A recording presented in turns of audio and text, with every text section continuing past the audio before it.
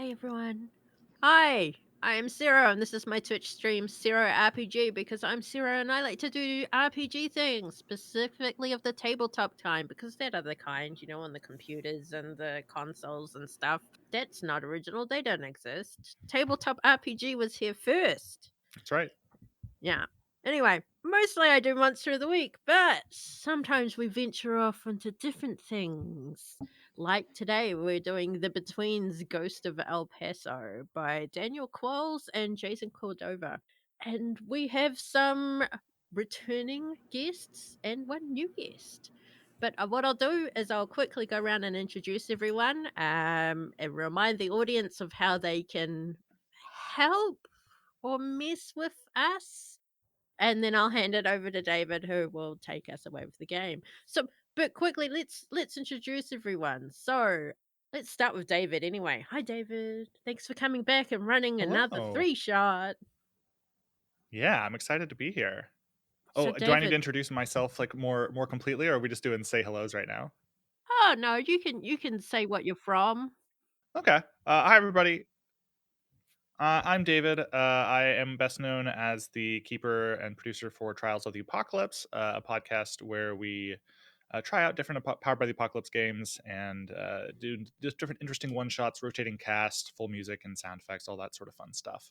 That's all on hiatus right now. We're hoping to bring back some more stuff around that here soon-ish, ish with a big old asterisk on it. But in the meantime, I love doing guest spots like this on Sarah's stream and other places, and I'm really excited to run some Ghosts of El Paso today. This is a game I really like. If I'll pimp anything, it'll be if you want more of this content after this episode, we did an entire arc of this on our podcast. You can go and listen to more Ghost of El Paso content there. Pat and Emma were both in that actually. They played different characters then, but like it was fun too. But yeah, no, we're gonna play more of it We today, tried and to I'm talk him stoked. into letting us just play as characters from that game, but I really wanted to. No, new ones, all new. We're doing a slight tweak to the setting for this one too, so we'll get to that in a second. And we also have Emma, our game from Trials of the Apocalypse. Hey, Emma. yeah. Hi. My name is Emma. I'm David's wife and co-creator, but it's mostly him, of Trials of the Apocalypse. I'm mostly there as a talking head. Yeah, I don't know how much I need to say. And to round out the group, we also have Pat, also from Trials of the Apocalypse. Yeah, hi, I'm Pat. I'm new here. Yeah. Brand new. It's my first time. Good to see you.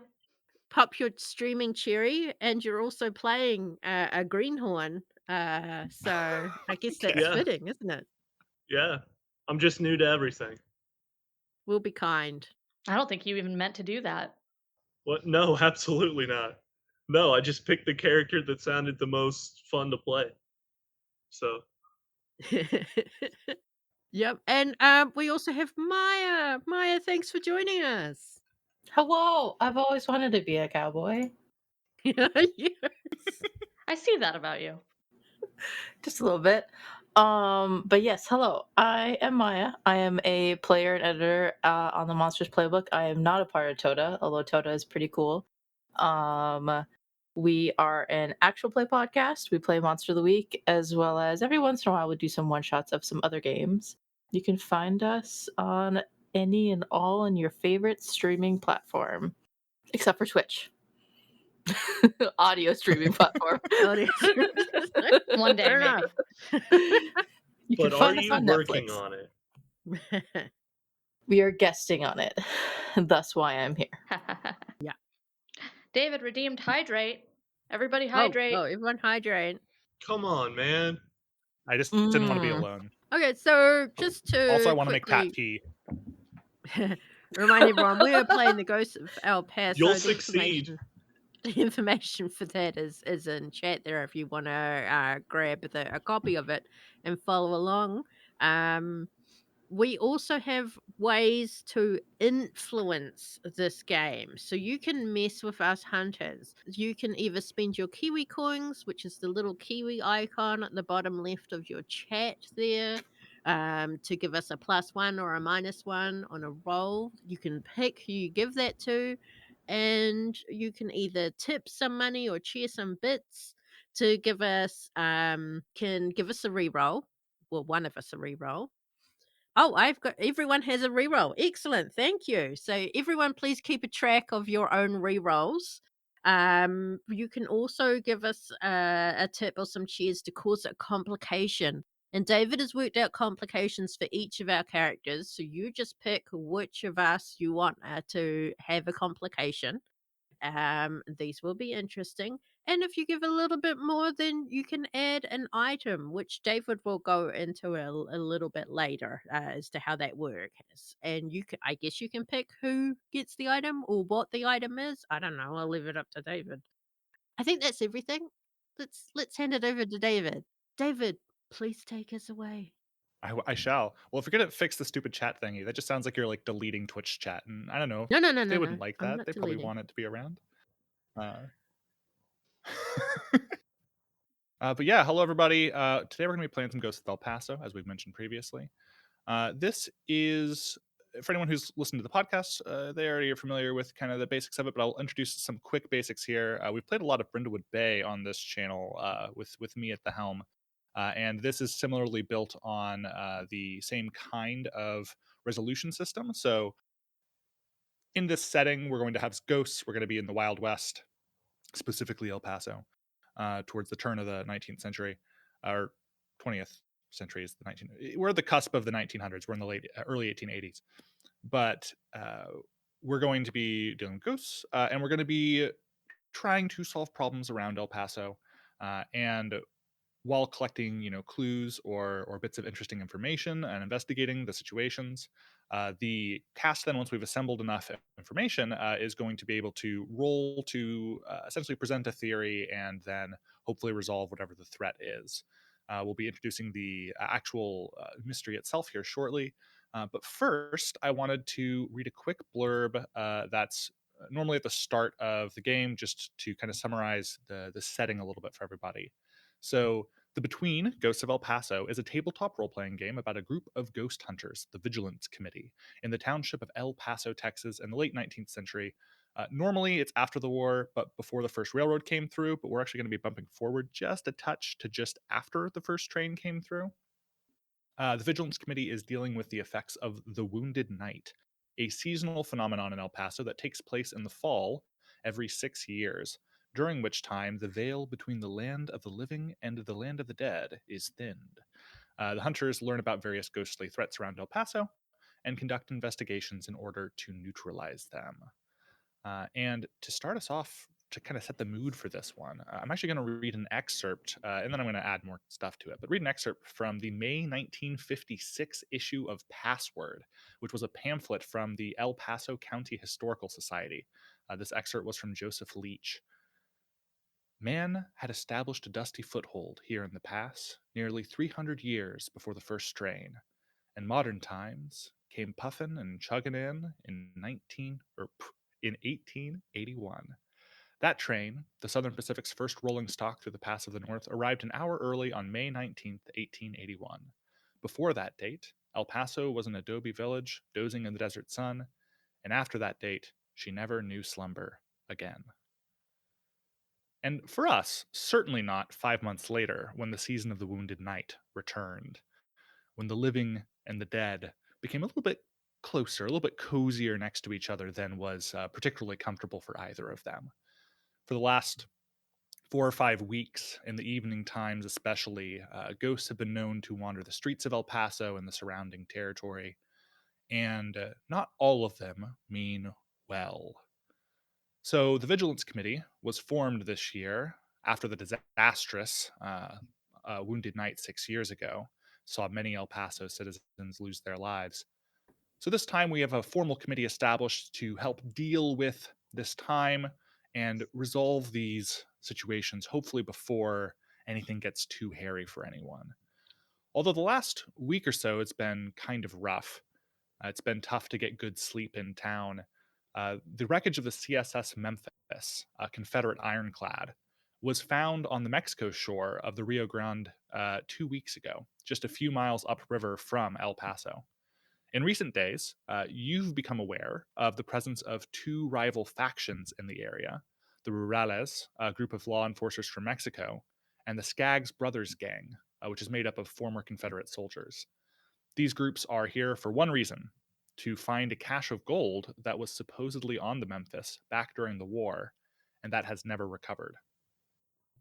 But the reason why everyone's sleep has been kind of disturbed is in the evening times, that wrecked ship of the CSS Memphis is instead a ghost ship on the river.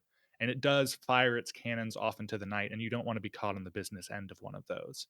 It's on its way towards El Paso, it seems. Each night, the wreckage and the ship grow closer. So it's the morning. Birds are a chirping.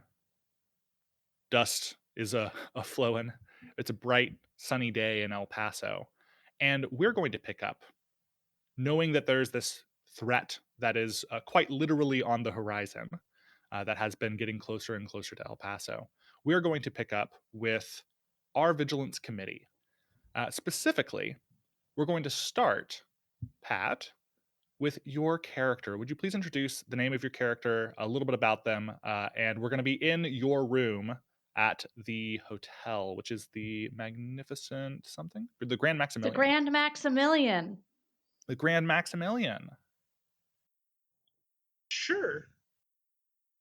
So introduce Cyrus. Yeah, I'm Cyrus. Cyrus Danforth. Just took the train here to El Paso just a few weeks ago, and I'm from back east originally, and I'm a Western novelist. I've made quite a career of myself doing that, and I thought that I'd come out here and experience what I've always been writing about. I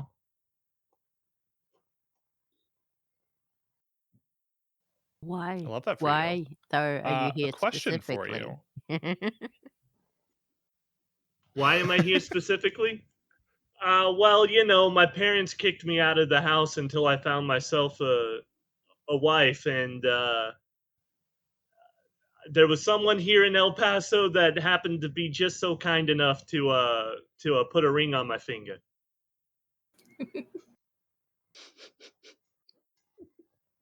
Mail order husband. That's right, mail order husband.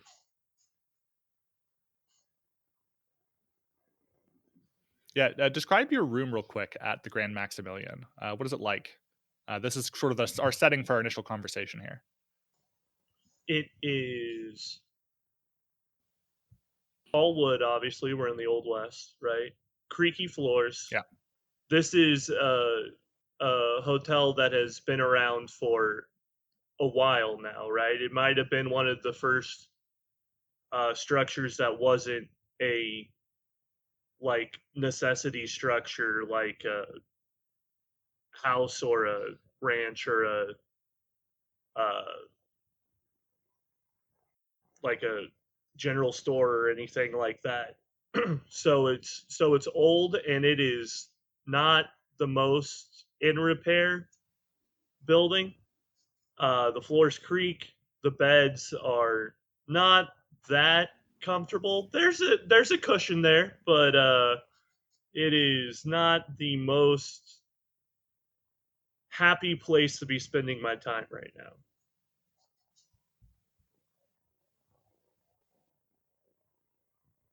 Do you have any? I believe for you, you have some comforts from the East Coast that you brought with you. What did you bring forward with you? Yes, I brought a nice dining ware set to give me more of a feeling of home back east when I come from money. I'm used to finer things in life, so I had to bring my nice china. uh, I have a typewriter that I use to do my writing on, and yeah. Love that. I think you've prepared some tea in your beautiful silver tea set today. And the rest of the vigilance committee is here with you because, frankly, you're the only one with a room central in town, and you've got the most spacious space. Of course, that isn't what Gertie, Sero, your character, you have like a barn or whatever that you're based out of. Oh So yeah, maybe you yeah, have the most spacious. space, but it's not Yeah. exactly sweet digs. Yeah, spacious. I think But we pick up. KC was staying in the hotel as well, if I remember Oh, right. were Yep. you? I have a Oh, I room in forgot the about that. hotel as well. All right. Well, it's actually then it's a very But short that's fine. commute for you. Maybe. Well, how long have you been in the Grand Maximilian? Are you new to town as well? Me, yes. Okay. I've been planning on meeting someone here. Then I think. Right. So then I think the two people who were already a part of the vigilance committee nominated by the town prior was probably Felicity, Emma's character, and Gertie, Sarah's character. And then via their connections to the others, both Casey and Cyrus have been sort of deputized by the vigilance committee to join their ranks. And we'll introduce all of them now. So we're sitting here in your room. I think there's a couple of rather creaky, poorly built chairs, in addition to the far creakier bed that you find yourself seated upon, Cyrus. And with a knock on the door, I think we are greeted first by your new bride. Sarah, would you introduce your character and sort of their general look as you go into the room today? Okay, so Goddard. I just want to point out that David also said the beds were creaky, not just me. So you can I did. say he's I did. bad. Yeah. Now, why Gertie? I know because I'm an omniscient narrator. Why Gertie knows, only God knows. Okay, so Goddard is the visionary playbook, and I've basically decided she's basically the typical mad scientist, is known in the town as the terrible tinkerer. She's got her smoke glass goggles. She's got her bandana to keep the ghost fumes out when she does that and has to work around the ghosts. She has a frazzled kind of bun. She's an older woman. This may not be her first marriage. She's not going to kiss and tell. But she has a very different idea to what her marriage partner's role in this marriage is to be than probably what he thinks it is. But yes, they were married by proxy. She wears practical clothes, trousers even, and yeah, that's Scandalous. Goody. Mhm. Shameless, scandalous. So she'll just look her husband up You and down, sidle and in. yeah. Yeah.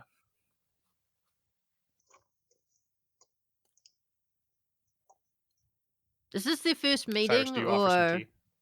or I think you met when he came off the train a couple weeks ago. You've already deputized. Like, basically, you've already adopted him into this whole vigilance committee thing.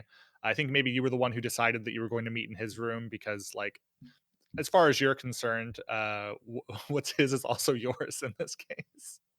mhm, tea? Oh, do you want some? I Yes, got another cup here. Hold on. Let me get you another cup. good boy. And he pours you a cup of tea and hands it to you and says, I wasn't expecting you until later this afternoon. You're here early. I got some writing I was gonna do this morning. We have a meeting. You do? That's today? Yes, Oh, is it Wednesday already? Typical writer, terrible with deadlines. I think it's Wednesday. Actually, I'm not sure. And she'll pull out her pocket watch and have a look. No, I Why did you think it was Wednesday? It's Tuesday today. The meeting's definitely Tuesday. I really got to stop going over to the bar so late at night. I guess Excuse me? I'm losing what? You go to the bar late at night? I told you have to be in bed at a reasonable hour.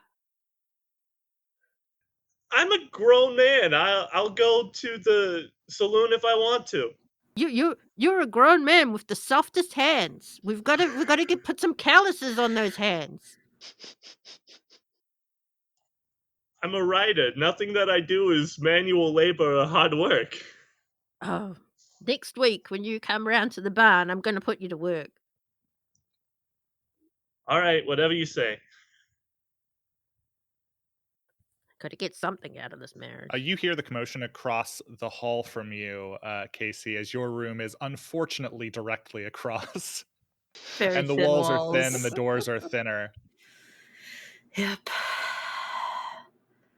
Casey, as you crack your door to join this conversation from the hallway, let's introduce your character. Yeah. My character is the legend.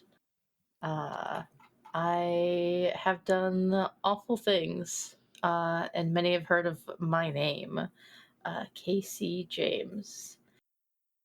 And my character, getting up there in the average lifespan in the 1860s, 31 years old.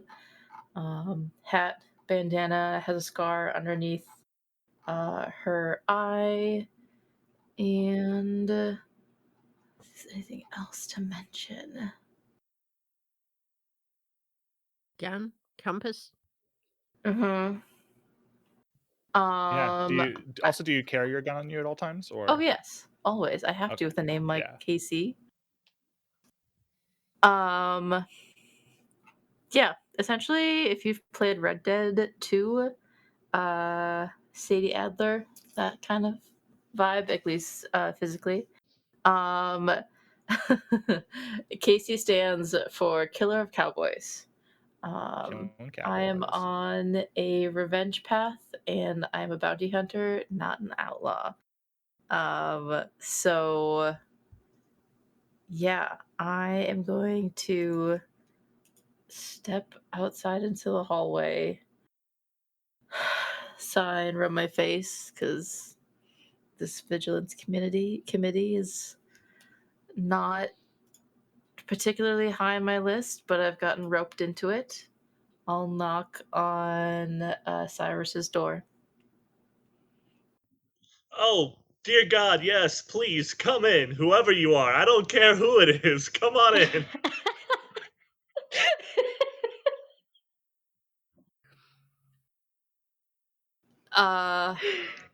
Yeah, this woman steps into your, I guess, I'm not gonna step into your room. That's weird. I'll open the door, lean against the door frame. Howdy. Here for a meeting? Apparently, yes. When you all turn around, Felicity is sitting in one of the chairs. Jeez, when did she get here? Okay. Felicity. Uh, Felicity is a younger looking woman with curly blonde hair. She's wearing like a blue petticoat dress. Uh, she looks quite a bit like a lady of the night who is doing very well for herself. I think would probably be the best way to describe her. And for a second, it looks like she's smoking or like lighting a cigarette, but actually she lights a match and then she puts the match in her mouth and lets it burn out.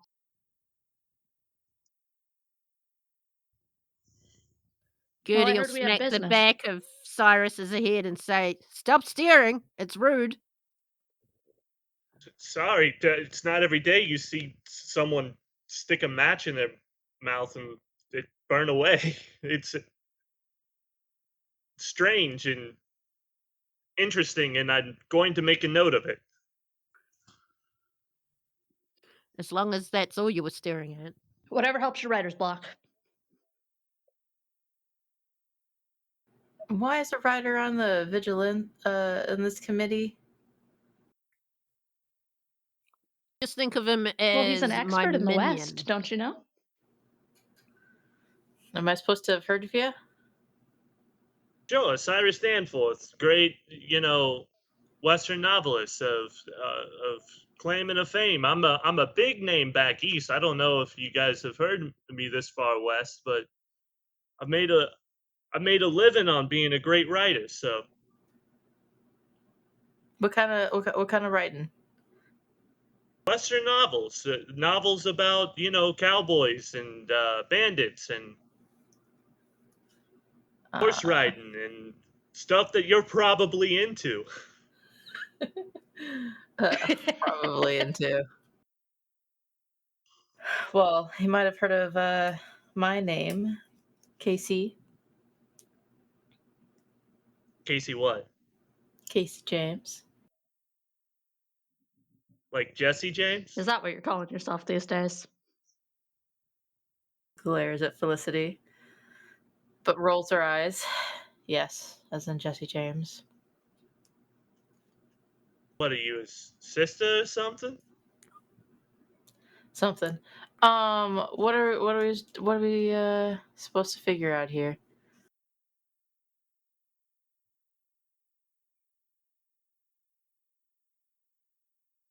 Well, Gertie called the meeting. I did. Oh, I did. Keeper, what's the meeting for?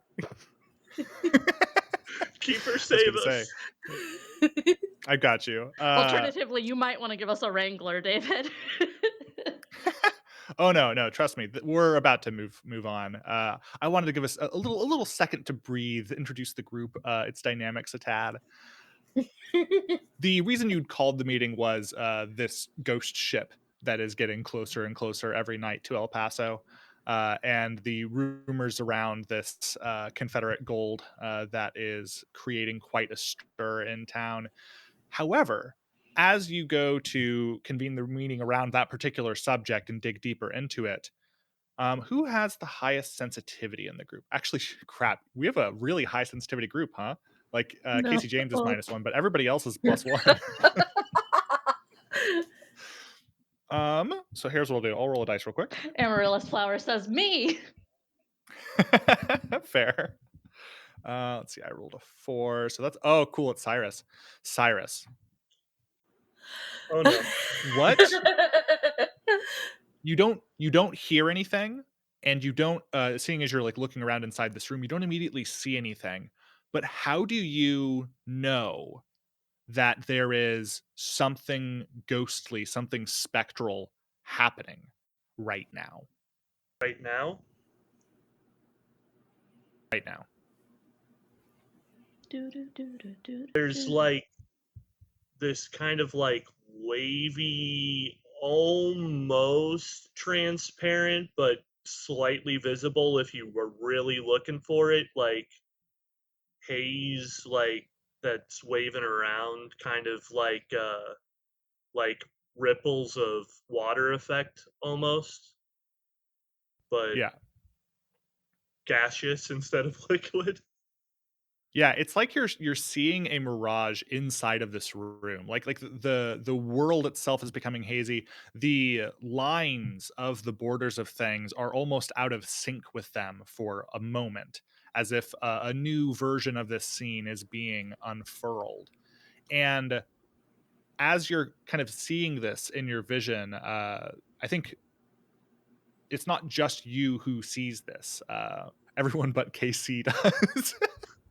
uh you kind of see a transition going on in here, and like the conversation falls off as you do so, and only for your eyes, Cyrus, you both feel and see a hand tapping on your shoulder, and you turn around, and like leaning in through the window is a burly, like rippling muscles shirt, just a little bit of gape, huge cowboy hat. We're not talking a 5 gallon, we're talking like a 20-gallon cowboy hat. We're talking Doug Dimmadome levels of cowboy hat here.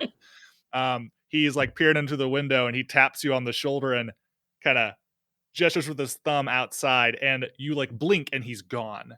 And instead, you're looking out the window, and I think as your attention is slowly drawn here, I think the attention of the rest of the room follows soon after. All of you start looking out this window, and you can see that that same sort of hazy Ripley effect is across all of the main street. Uh, there's like billows of dust and tumbleweeds that are spectrally traveling. They weren't there previously. This is like a time gone by that has been overlaid to this city block. And as all of your attention is focused on this wordlessly, yet the frenzied emotion of the time is still thoroughly conveyed, you see careening around a corner this spectral carriage. And it's a stagecoach. It's filled with men who are wearing Confederate soldier uniforms. And as they careen around that corner, they're followed, pursued on horseback by a group of rurales, also spectral. They have their long brimmed sombreros. They're wearing the tight uniforms of their unit. And as they are pursuing them, it's all over in a flash. The stagecoach careens through. You see gunshots fired. You see one of the men of the stagecoach jumps off from the vehicle, a bag clutched under his arm. He retreats into a local store. And the stagecoach itself careens off and crashes into an alley behind the old Methodist church where this shootout occurs. And then, as almost as soon as you see it, it's over. And as like the billowing cloud of dust, of this off hue dust, rises from this accident, it just as soon fades away, and the accident itself fades away, and all the rurales disappear. Their horses into the dust of the day, and the sun shines just as brightly once again. And as soon as you saw it, it was also over. But a few details of note stick out to the four of you. One, one of the rurales was shot by one of the men on the stagecoach and crawled to safety into what is now the town stable. You saw their ghost crawl that way. One of the men on the stagecoach, as we mentioned, jumped from the vehicle. They had this black bag clutched under their arm, and they retreated to what is now the feed store. And then, third, the stagecoach broke down in that alley behind the old Methodist church, and presumably, something could have happened there outside of your vision as part of this history that played before your eyes. I'm supposed to direct a question to the hunters with the cosmic passage marked, but none of you have the cosmic passage marked yet. So I will once again roll a dice. Do do do do do. Ghosts That's are going to fighting be, again. yeah, just the ghosts doing the thing. This is for Gertie. This spectral reverberation disappeared shortly after the shootout behind the church, but you are able to summon it again. You can rewatch it as you wish, and even freeze it in place to look at the details more closely. So that kind of makes sense for stuff with your character. So this is all connected. You know that with this story of Confederate gold and the Memphis, that seeing these ghosts coming through here in time with the ship that's been spotted off in the river, this can't be a coincidence.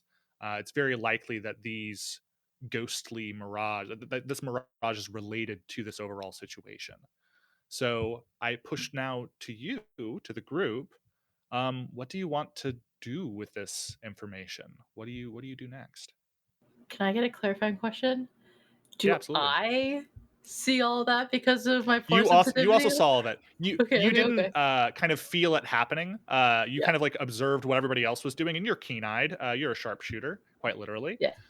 And so you seeing that everybody else's eyes were drawn to the window, you also did see it. Okay. Casey would have gone to the window, gun drawn, looking out. What the hell? Ghosts are fighting again.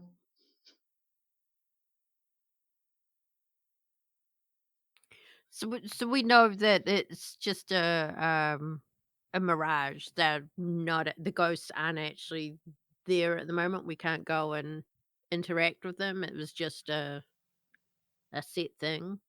Yeah. So essentially, think of this like a replay of something that happened in the past. So you can't interact with any of these directly. It's like, yeah, I see in the chat, like an echo. It is like an echo. However, because one of you get this, you can rewatch it as you wish. You can essentially like replay it for yourself. You feel like, or we could even term this more as you have a very strong memory and you just remember exactly what you saw happen. So if you want to like make any interrogations about that, you could potentially do that as a kind of investigation if you wanted to. But otherwise, yeah, that's the situation. What's everybody want to do? Do we know how long ago the the the original happened?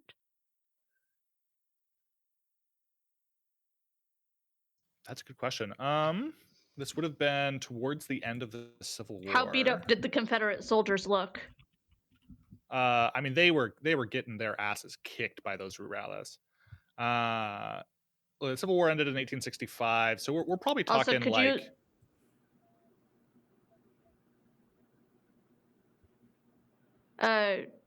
you can finish your thought first, please. So yeah, we're probably talking early 65 or maybe even end of 64. We're towards the end of the Civil War. We're getting routed in all areas.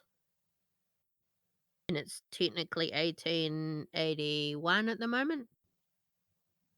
1860s? It's fall of 1881 right now. Yeah, so this was like Okay. almost 20 years ago. So I would have been alive and possibly here. Possibly, yeah. That's what I'm getting at. So what do I know of this event? Oh, yeah. I mean, I think you actually let's make that an investigation. I feel like you're like drawing upon memory to see what you recall. So In this 2d6 case, plus that would reason? probably be. Yeah, I think that's just reason. Yep. It's our first roll of the game.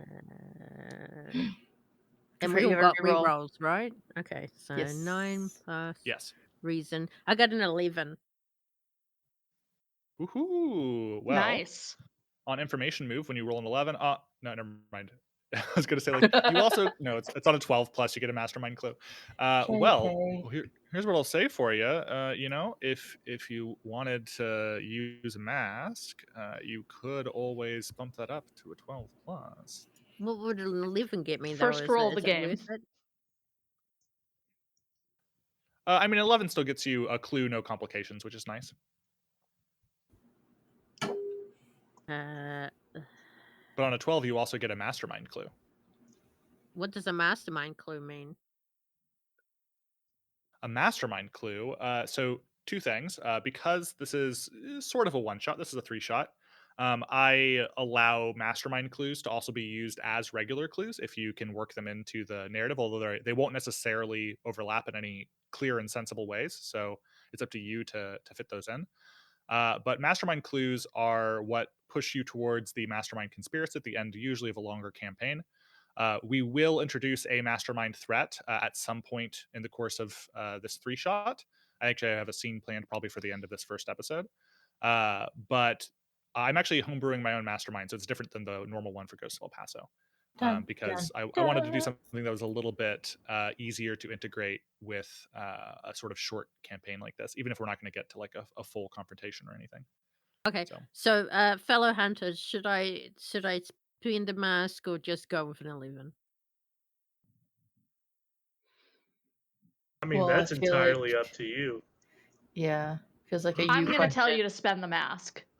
Okay. It's Yeah. more, Emma I is go think big, it's go home. more fun One- in a short form game to spend the mask. Yeah, but an let's spend the 11 is mask. already an 11. Yeah, an 11 is already Yeah. an 11. That's pretty good. No, we'll go with a normal 11 from now. Next time I'll spend a mask. I'll have to think about what I will flashback. Okay. That's all. This is a great time to remind the group. There is also a free mask floating around available for anyone to use at the course of this game. That is the Mask of Gold, which you are welcome to use instead of one of your masks of the past or the future. For everyone who's less familiar with the Between, and specifically Ghosts of El Paso, if you've paid attention or been a part of any of our Brindlewood Bay streams, in that game, you have your Crowns of the Queen and Crowns of the Void, which are a way to you narrate a little bit of a scene, and in exchange you get to bump up your roll by a stage. So if it's a failure to a mixed success, from a mixed success to a full success, from a full success to a great success, and you can spend these at any time to fix rolls like that. But in exchange, you have to narrate a little thing. So there's a free one that's available for any one of the players at any time during this one, which is the Mask of Gold, which I'll tell you what the prompt is when any of you chooses to mark it. But in case it wasn't apparent, the title of this mystery is The Hunt for the Rebel Gold, which I realized I'd never actually formally said, but that's the one we're doing. Told me it was the And Wounded Knight. yeah, I and should that's what I actually say, put now that on we've kind of unlocked it. survey. Well, the Wounded Knight is the overarching. We're going to have more than one threat in these 3 episodes, Okay, more fair likely enough. than not. The chat has said they low-key want me to point out that one of the ghosts was past love affair. Oh, that's actually really good. Okay. Here's my pitch for you, because this is going to be the father of one of the NPCs, the guy who got shot off his horse, who was one of the rurales. He died. If you go and investigate, you'll learn that this isn't a significant spoiler. It's not That's a where clue he or anything. went. But we'll know, since you could know some from the past, and you rolled an 11, so I'll just tell you this. Yeah, if you want to like have had a love affair with one of the ghosts, it could have been the guy who got shot and died. R.I.P. Let me get his name real quick. We don't get his name. We get his son's name, which is Benito. But his last name is Diaz. So I'll say, if you would like to have had your fling be the father of one of the NPCs for the thing, Sure. then please name Benito Diaz's father. Your camera just suddenly changed, David. It's very close to your face. Just Did it? FYI. What? Yeah. Me. Audience, any suggestions on interesting. Diaz Senior? Why don't you just call him Senior? Isn't Yeah, that a thing? Senor Diaz. Yeah. Senor Yeah. Senor Diaz? Diaz. Oh, that's true. Yes, Could just be through Senor Diaz. my love Yeah. affair, Gertie yelled out, Senor Diaz! Senor!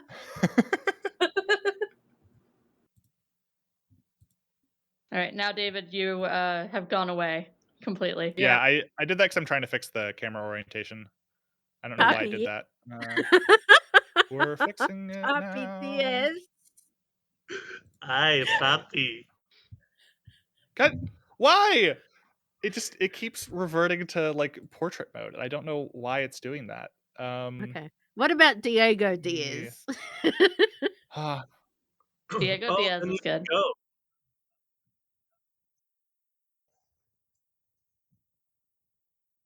Oh my God, Oh, Dixon. Dixon. There we go. Dixon. You need to be sent to jail. He wants to get horny bonked. I liked it, Dixon. I thought it was fun.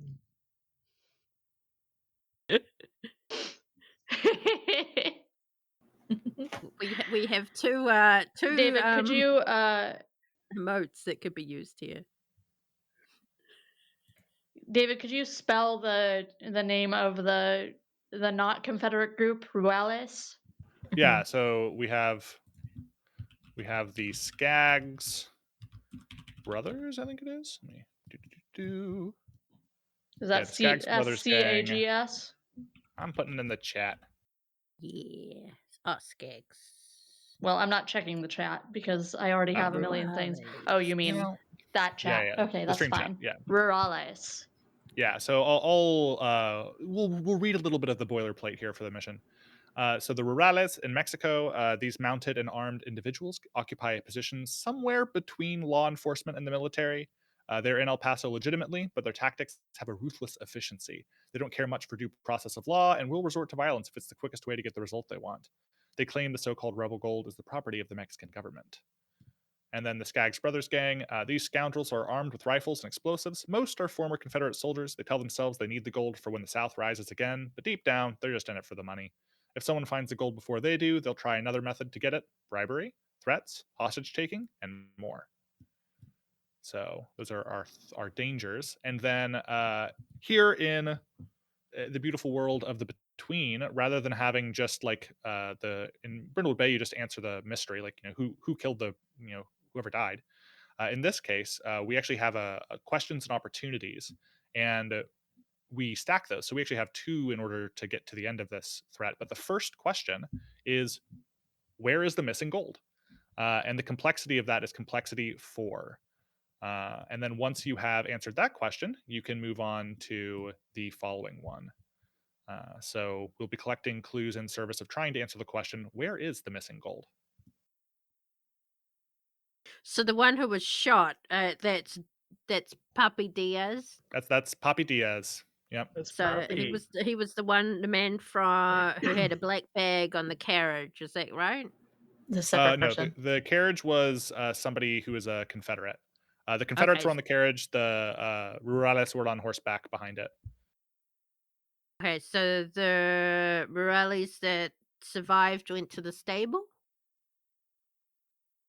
So there was a man on the stagecoach that shot someone, which is your former lover. There's someone from, I believe, the stagecoach with a black bag that ran to the feed store, and then the stagecoach went behind the church.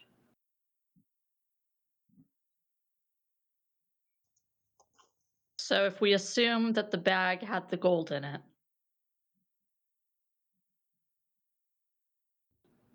So kind You're of a always welcome to make weird. assumptions, but there's many So places to gather information. I'll zoom in kind on of. the one who was shot in my mind. Zoom in.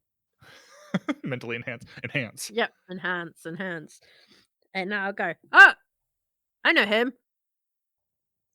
You know a ghost? Well, yes, that Well, makes sense. but I mean, I know the man before he was dead.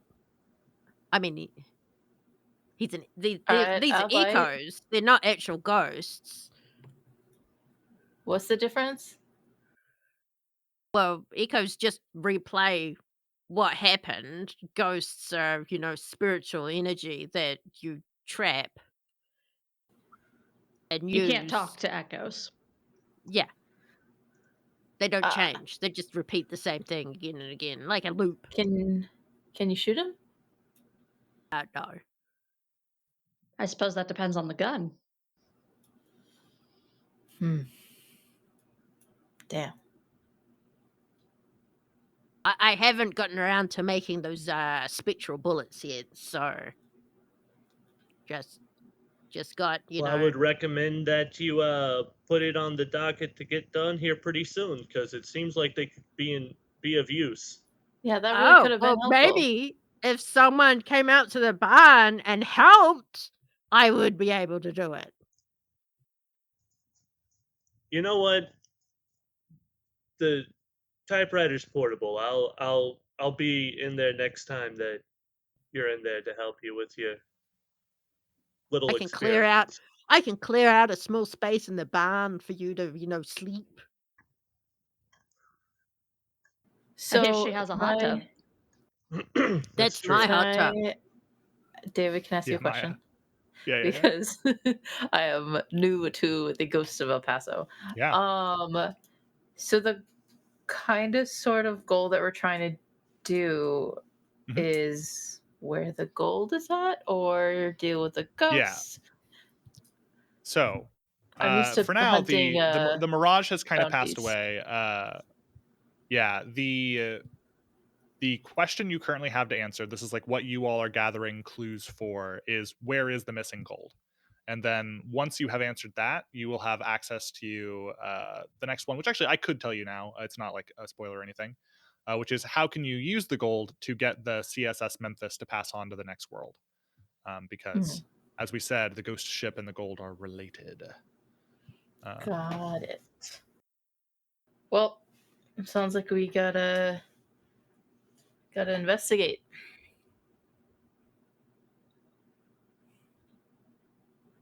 I say we Well, start with Could that we feed tell with store. that 11 on Sero's on Sero's roll if that bag looked like it had gold in it? Well, I can give you a clue for that. I was going to follow up with Sero and ask.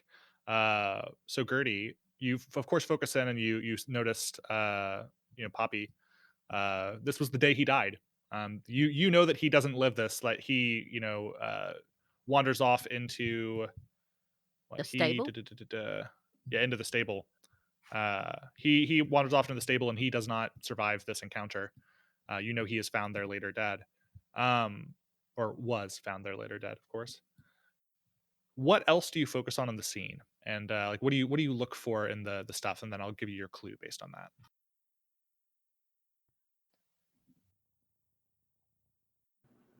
Is there anyone else that I can recognize?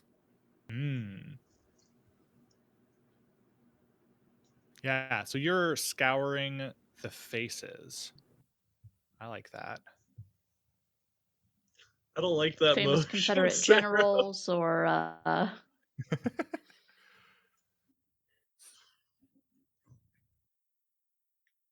I believe that. I'm reading through our fun clues. I think I have one that's good for this. You're scouring the faces, um, and I think you're calling upon this memory with such intensity that you see the mouths moving. Like you can see close enough to like try to read their lips. And I think looking in close on the Confederates as they are like fleeing from the stagecoach at the end, as they're fleeing from the shootout. You see on one of their lips, you didn't recognize any of them, but you see them say the words, "We didn't know where the gold came from. It was a misunderstanding." As they're like yelling that over their Misunderstanding. shoulder at the Ruratas as they flee. So I'll be like, we didn't know where the gold came from. It was a misunderstanding. I can read lips. Ghost That's a lips. useful skill. Hmm.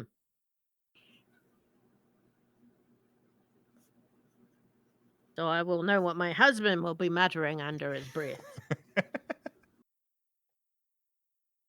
But and you should be tuning up at the barn instead of going to the bar. I don't think Listen, I've the ever man heard Cyrus mutter. It seems to me he complains rather loudly. Cyrus has two positions: yell and off. Two positions, you say, Cyrus, sitting on your Two creaky bed. two Oh positions. Yeah. boy. See, I'm not as bad as David. Oh, you started it. I just finished it. Well, Oh, you if we're finished it. Good. supposed, Yeah. well, if we're supposed to You be finished. finding this gold, don't think standing around in this room is gonna do us any good. I'd say that Unless the Cyrus feed has a big store old payload he's been keeping away from us. With hands like that and a tea set like those, you got that Doubtful. gold? I'd say we make our way to the feed store, since that seems to be that bag seemed interesting, So I also, of course, do offer. There are four of you. There are three locations plus anywhere else you might aspire to go to. You could split up if you wanted to. You don't have to. You can keep the Could party together. split But I up will and look for say clues. the between like Brindlewood Bay works well enough, certainly with the fanning out and the fanning back together. So Mm-hmm. Mm-hmm. Well, if you two, and gonna nod to the newly married couple, wanna check out the feed store, I think I'm gonna go track down that stagecoach. I'm heck just yeah. gonna follow quietly behind Casey James. Just like old times. I mean, you could check out somebody else. I could. All right, let's go. The two pairs of you split up as you leave. I think there's a couple of staircases down, so you head in opposite directions down the hallway to exit out of different doors, heading towards your different parts of the street. Let's go first to. Let's go to the stables first. And the stables was where, or the feed store. That's right. We're going to the feed store and then to where behind the old Methodist church. Cool. Let's go to the feed store first. The K&D feed and seed. Stacks of tall metal jugs with creamery embossed on them, barrels filled with grain, wheat, barley, oats, and rye, rakes, hoes, and other farm implements hanging behind the counter. As the two of you enter, we're going to paint the scene. This will be for everybody. This is one of the oldest buildings in El Paso. Looking around, how do you know that?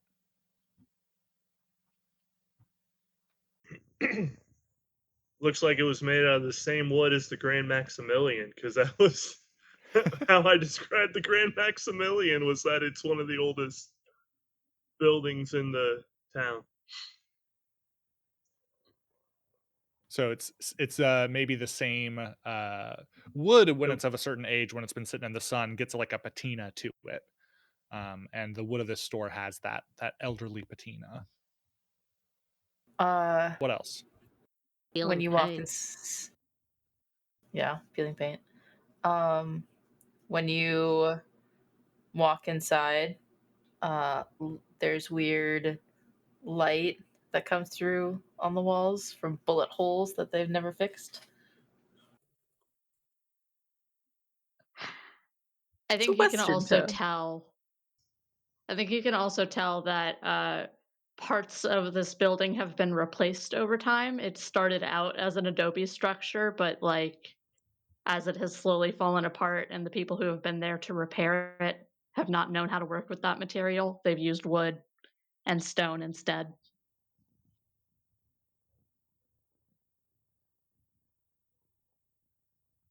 Peeling paint and really grimy windows. Really grimy windows, like Really, that. really grimy. Really the grimy. the light coming in from the bullet holes is brighter than the light coming in from the window. Yes. Cool.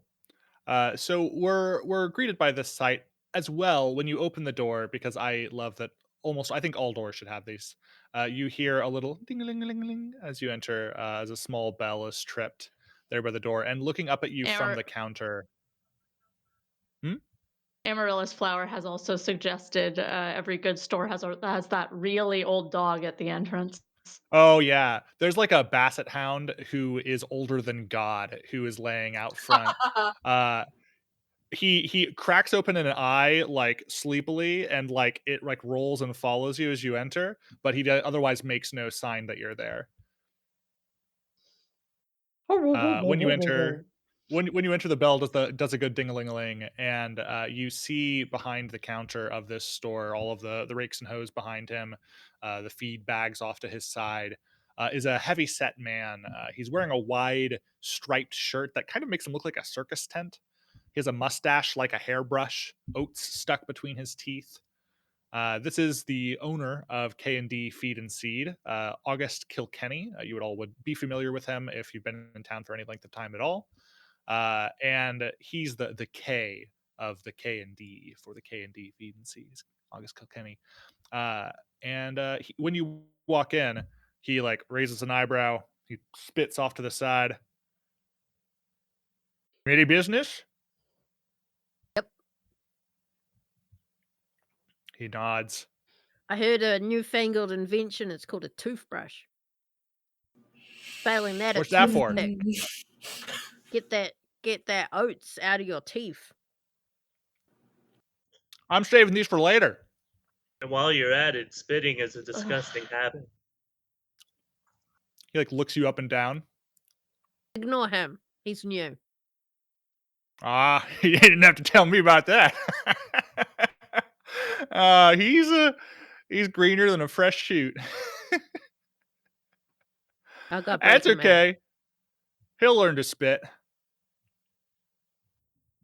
No, I don't think I will. He kind of raises his head, tilts to the side, kind of like you're lost, and then he spits off to the side again. Gertie will spit as well.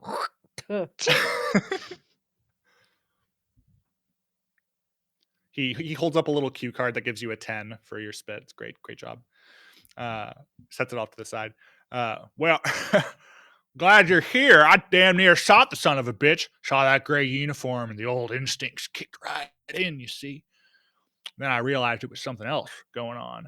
He was trying to be quiet, but he was too quiet. It didn't make a sound. Couldn't even hear the faintest squeak from his boot rubber. And then he made a motion over there in the corner like he was lifting a floorboard, hide that bag. But before he got to it, he damn apparated into the air. I'm surprised you know the word apparated, August. Well, I've been going to those adult learning classes they've been having in the evenings down across at the hotel lobby. I picked up a thing or two. Good. Learning is good. Well, it helps to have the right language to describe these specters. Yeah. And that there was an echo. Well, he didn't make no sound. Yeah, Never he mind, mentioned okay. that. You weren't paying attention, Gertie. He mentioned that. He made no sound. Do you want Yeah, me it to thump couldn't you have been an again? echo. He did what? What was that? You want me to thump you again? No. Okay. We're gonna go look where the that spectre was, August. Well, he was just in the corner over there. What Yeah. you looking for? Whatever he was hiding.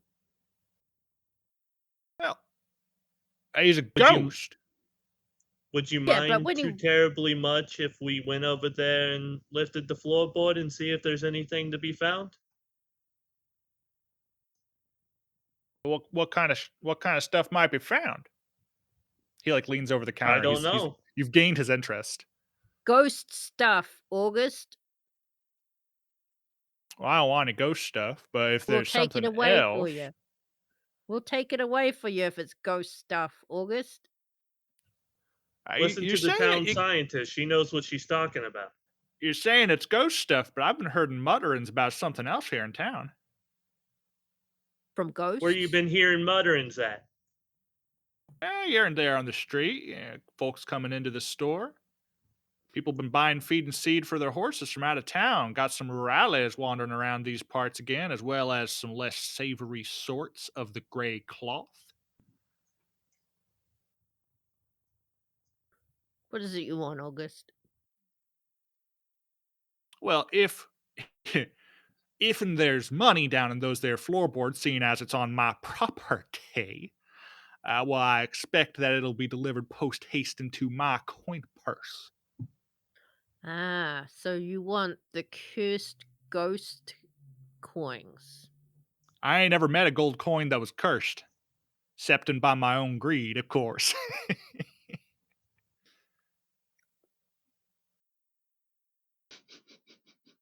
Well, since it'll be part of an active investigation, we can't promise you any gold for the foreseeable future until the case is closed. If and we find any at all.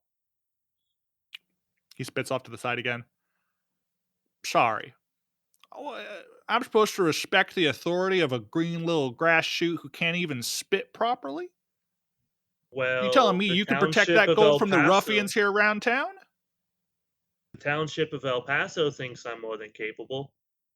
You even got a 6-shooter, son? Sure. Dixon has no patience left for this man.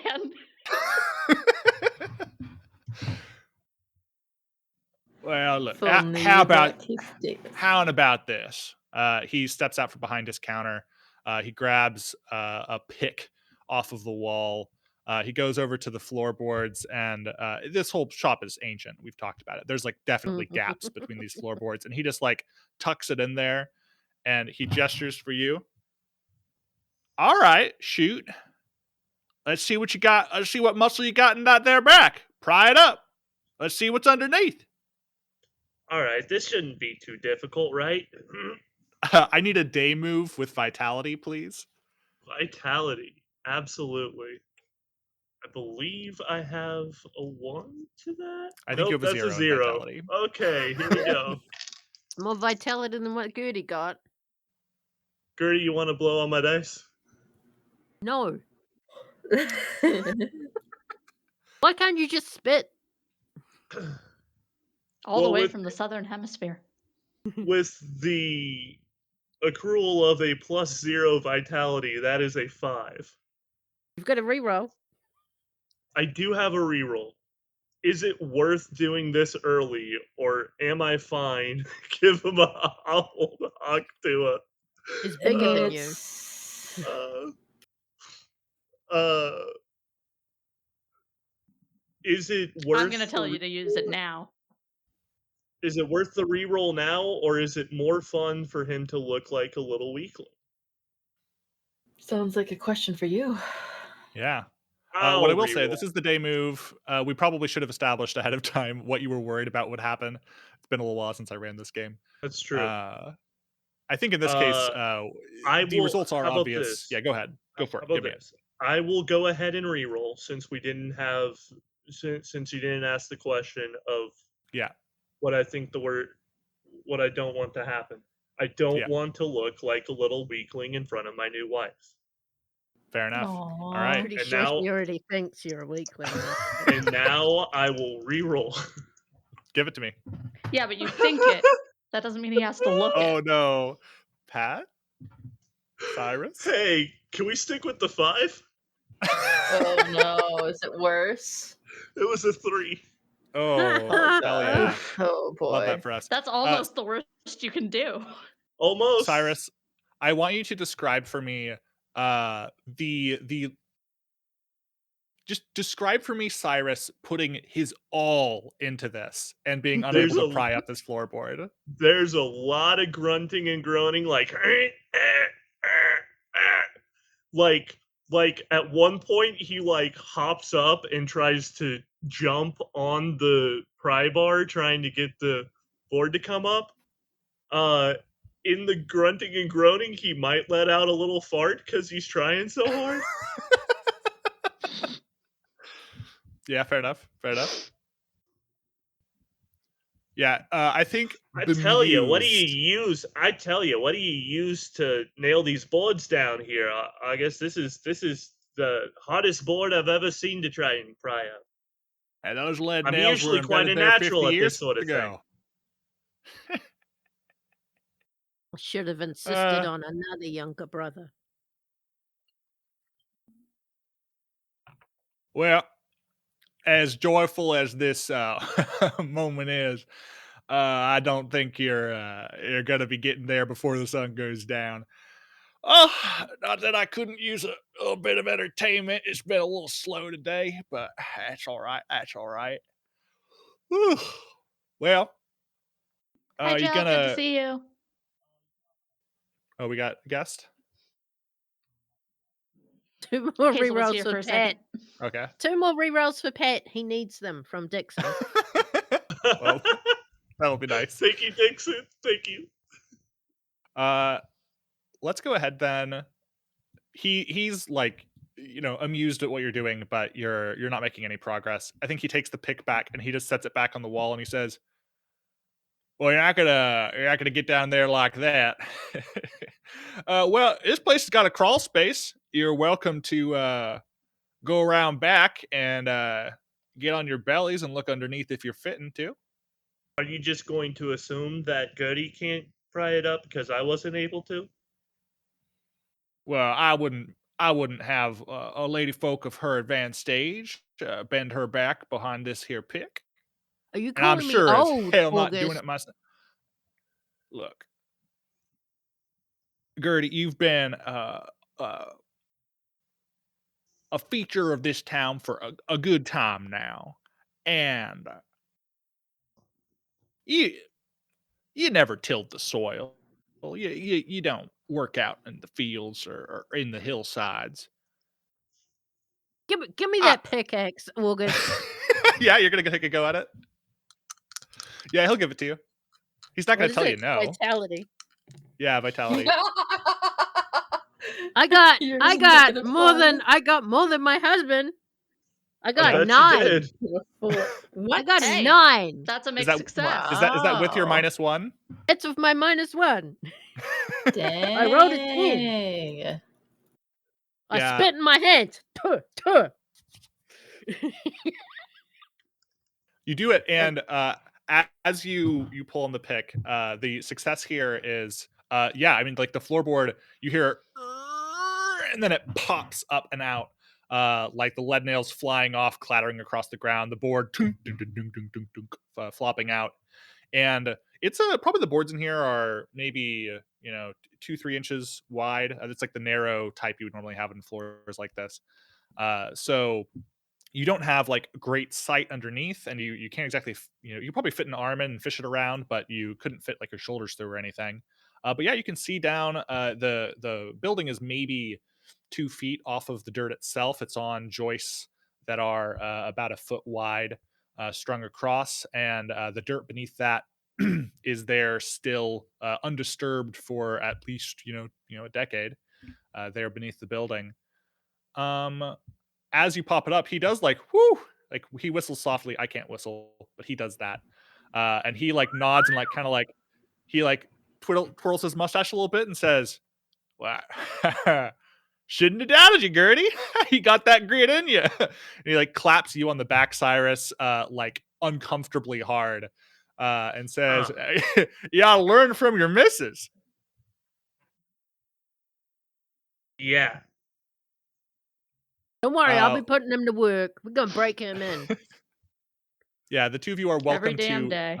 to investigate down beneath there. And actually, I'll have which one of you wants to kind of poke around? This will probably be a information move with. I could see reason or composure or vitality. Like if you're digging around in the dirt, that's probably vitality. If it's Probably you're like vitality for either of us. yeah. Well, actually, let's say composure. There could be scorpions or snakes or other stuff nestled under here, and you got to like root around basically blind to try to find anything. I'm going to say this is an information move with composure. Which one of you wants to give it a go? And then once we We roll that, Well, we'll both move on to the other we scene. got we both both got the have same. one. Yeah. Yeah. Reason is the only thing that you mentioned that one of us has an advantage in. Well, I actually don't think that there's a good unless you can leverage how reason would be applicable here. There's not really much to like survey. You're like looking at a dark patch of earth. Well, I'm looking at my husband to do the gentlemanly thing. And stick his arm in the dirt. You know what? Get Sure, digging. yeah. Let me root around. All right. I'll get your roll so we know whether or not I need to give you clues, and then we It will move to the other was scene. composure or Mhm. reason? Composure. Give me Composure. composure. Actually, I would you mind if hardly we know took a her. quick bio break? Let's get the roll, and then we'll take a break, and then we'll go pick up with the other scene. That sounds good. Hell yeah.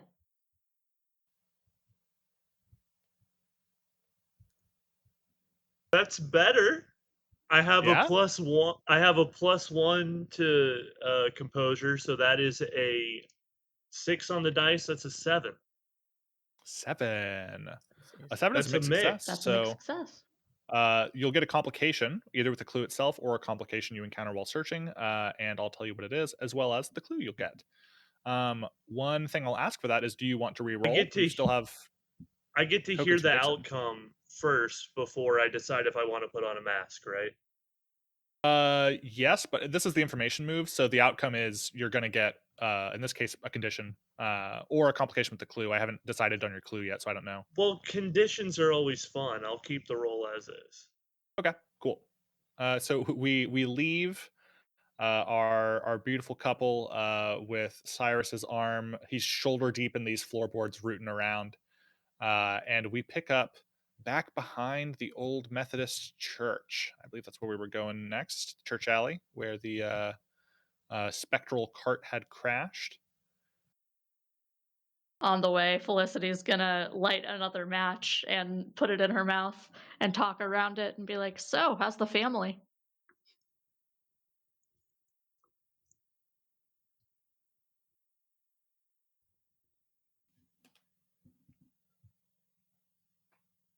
Are you muted?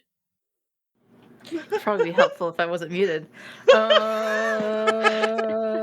That was a long silence, and I was like, all right.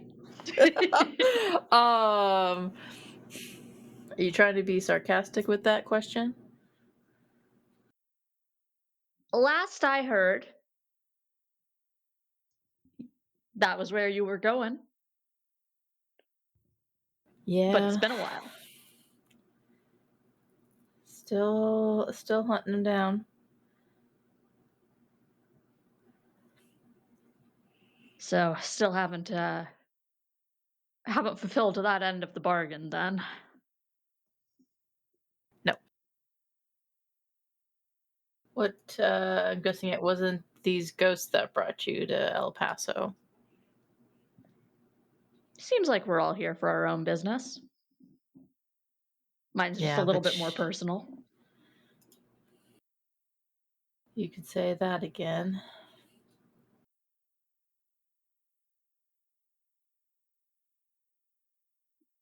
Still got the compass? Of course, I still have the compass. Okay. I wonder, David, can I use the compass to find the gold? I mean, you can't, or I mean, you can shoot the gold, but it's not going to do anything. The compass, Your, though? Oh, is it I, only?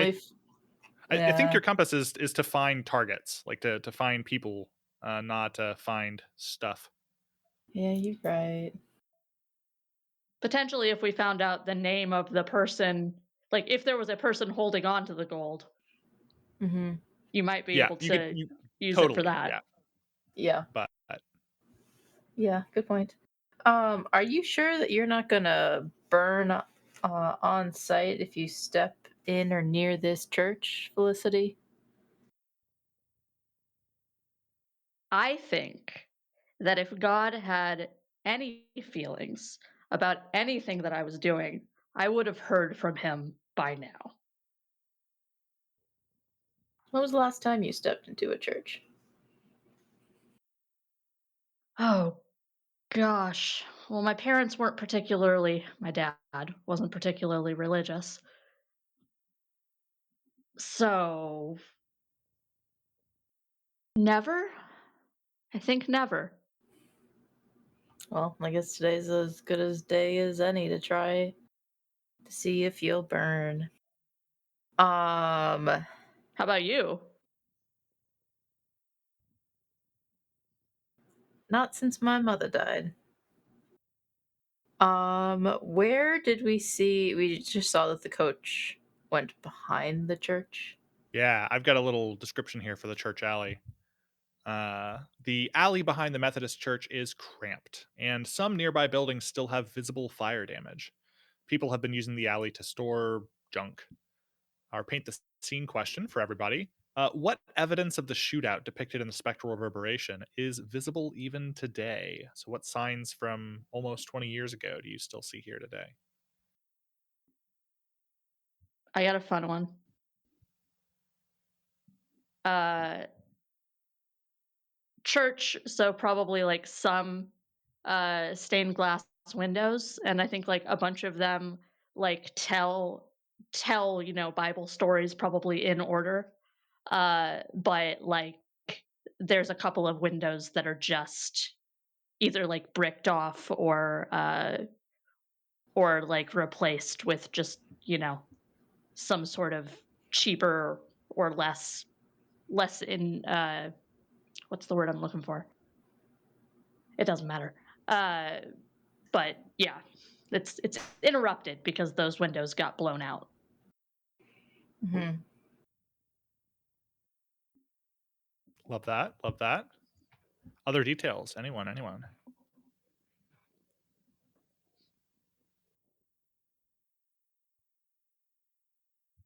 Mm-hmm.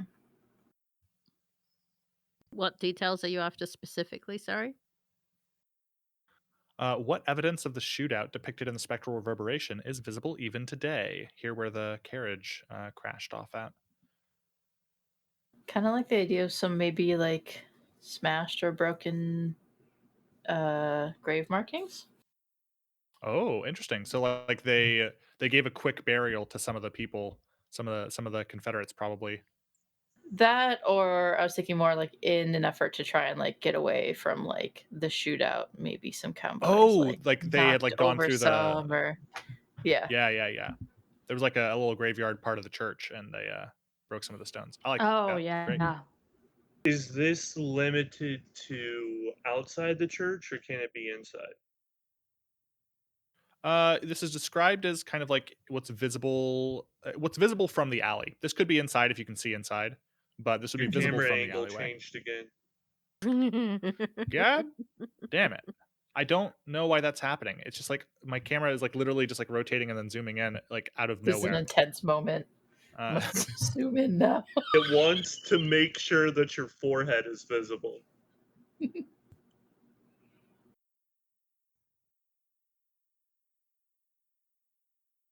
green every time I do it, and then it's in the wrong spot, and then I have to have it corrected. All right. I don't know. Maybe there's like some wooden steps that go up to the front door of the church, and one of the people in the shootout like fell off their horse and landed on the steps with enough force that there's like a hole in the Ooh. steps. Yeah. And so when people go to church on Sunday, they have to like lift their leg up onto the stoop and dodge the steps. Mhm. Somebody's put a little like planter in the hole, so there's just like a Love that. like a cactus growing out of it now. I got nothing. All right, that's all right. Detail I'll add then is I think one of the wheels from the crashed carriage has just been like chilling here. I think maybe it broke a spoke or something, and so somebody probably could have like reclaimed it and fixed it up at some point. But since there was already a bunch of junk back in this alleyway, I think there has been for damn near 20 years. I think like the wood fairly rotted at this point. I think there's maybe even like some mushrooms or something growing from it. Because like there's some maybe it's like out back. There's like a well by the church, and so there's like enough moisture that it's like starting to really rot.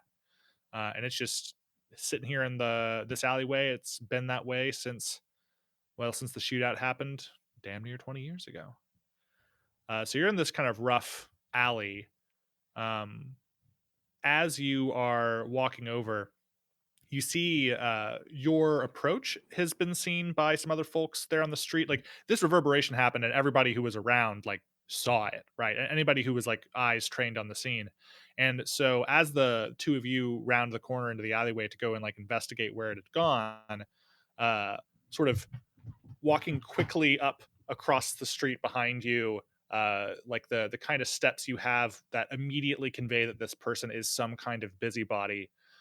You see Myrna Stokes. She's got a beatific smile. Her hair is in a loose bun. She's got a big, like, it would be ostentatious if it wasn't just made out of simple carved wood, but it's like the single largest cross you've seen a person wear on a necklace, hanging around her neck on a rose quartz chain. Myrna has been trying to raise money to rebuild the old Methodist church, fix it up, but she's not been having very much luck. She's actually this whole time leading up to this, as soon as there's been this conversation of the gold, all the issues with the ghost ship, that she's been, hassling everyone on the street about, if you're finding any gold, donate that money here to the church, yada yada. She's intrigued by the rebel gold and how much good it could do for the community, at least in her eyes. And so she rushes right up to you and says, "Oh, hello, hello, yeah, Howdy. you see the ghost, right? Hi, Myrna. Oh, pleasure." She's like wearing a bonnet. She kind of raises. Well, any We lead? saw the ghosts. Oh yeah, they right over here. There was a stagecoach, a whole thing, a whole gaggle of these, men in uniform, and tramped on out, and then they disappeared into the morning air. It's remarkable. Yep. I'll let Felicity kind of be the face of this with this woman. It's like look around a bit. Yeah, Yeah. it seems like we have a whole mystery on our hands here. We're Well, if and there's a mystery, it's what's happened to that gold? Those ghosts, those specters were wearing Confederate uniforms, and we all know that the story that gold was Confederate gold. And if any of us can find it, well, it's as good as the seedbed to restore this beautiful church, a gift to God's house, bring Him glory. Myrna, there are other ways to raise this money. Well, if you got any suggestions, I've been working at this for the last 5 or 6 years, and putting my whole heart and back into it. And I swear, this town, there is no God fearing among them. Nobody's been willing to open up their purse for the sake of this community. Not I even know, you? I know. It's a As the two of poor, you are desperate town we've got around here. As the two of you are having this conversation, Maya, you said that Casey's kind of looking around. Are you kind of like doing a side investigation while these two are talking? Yeah, I'm gonna looking around, maybe turning some things over. Kind Okay. of like listening, but also trying not to get involved with this woman. Yeah, as you're rooting through the trash, give me stuff. There's just junk, not necessarily Hmm. trash. One person's trash. Give me an information move. Sounds like reason, and then we'll carry on with this conversation, knowing the outcome. Neat. That's gonna be an 8. An 8, You do have cool. a reroll for the record. And you're always welcome to mark a mask. Hmm. Nah, I'm gonna keep it. Also, just for my remembrance, Mhm. is there only certain roles that we talk about if something doesn't happen? What's the Yeah, worst thing? day move, night move, or when you do something risky or face something you fear, you will name what you're Got afraid it. will Okay. happen. Yeah. I'm not afraid of this. Information move is just gathering information. Yeah. Sorry. Cool. Yeah. Okay. So then that's you'll get a clue with a complication. We'll get to that momentarily. As you're rooting around, I think Myrna, she sidles up close to you, Felicity, and she says, "Well, you're saying there's other ways to raise money. Are you looking to put your own foot forward, put your purse open it up to the sweet heavenly hosts?" I mean, that depends a little bit. Everybody has their things that they need to survive and all, but I'm sure that if this is really important to you, we can probably make some sort of deal that can get this project moving along a little faster. She tilts her head to the side. Well, what kind of deal are you talking about? I mean, I'm of course I'm a woman of service. I'm always ready to lay down, put these hands to work for the goodness of the people. This gold, God, it's a gift from God. I tell you, He wants us to have it so we can rebuild His house and start taking care of our own, the drunks, the downtrodden. Look at old Elmer Feely there across the street. Who's going to take care of that worthless lout if not us? Yes, Elmer is the problem in this situation. We've got some other things happening right now that we need to focus on, but why don't you and I meet a little bit later? And Felicity hands her a card. It's a black card with gold lettering on it. It's embossed. It looks very nice, and it says Felicity J. Faust. Knock 3 times at the crossroads. She takes it and says, "Oh, knock 3 times. Which crossroads? You talking about the intersection of Atmos and Maine, or?" Oh, just any crossroads. I'll come find you. Oh, uh, well, okay. Well, if the two of you need any help back here, or Have a if you blessed day. find, well, you have a blessed day. And she hustles off back towards the back of the church, but she's like casting glances over her shoulder the whole time. And you know that uh, you will the entire time you're back here feel the eyes of Myrna Stokes through the church window, monitoring what y'all are doing back here, hoping that maybe you find something a little glittering, a little golden, and seek to donate to the church. So did she come out of the church, or like is she in the church? She is now.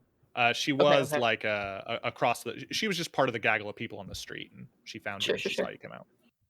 All right, cool. But I've got a clue for you. Um, A clue for Scooby Doo. yeah, I think you find among the junk. Actually, I think maybe you go through. You actually find the old wheel we talked about, the one covered with rot and mushrooms, and as it's kind of rotting away, you see like the spoke of the wheel. Like there's several of them that are just kind of worn away completely, but one of them looks like a little thicker, a little funnier than the others, and you grab hold of it and you give it just a gentle tug, and with almost no effort at all it breaks free, the wood starting to splinter and crack. The You can feel the softness, the sponginess of it, and as you open it, you see that it's actually like hollowed out inside, and inside of this spoke, Mm. uh, you find, thankfully not on any kind of parchment, but on like a vellum sort of skin of some kind. You find drawings, a plan that you recognize almost immediately because you're standing right next to the building. This is like a floor plan of the Methodist Church. Ah. I'm like over Casey's shoulder looking at this when she notices that I'm there. Oh, Mm,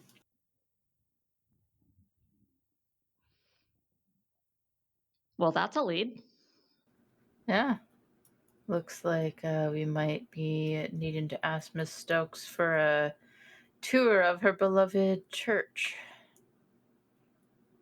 Yeah, and as you stand up with this, you kind of dust it off. You've got it scrolled out for the two of you who are looking at it.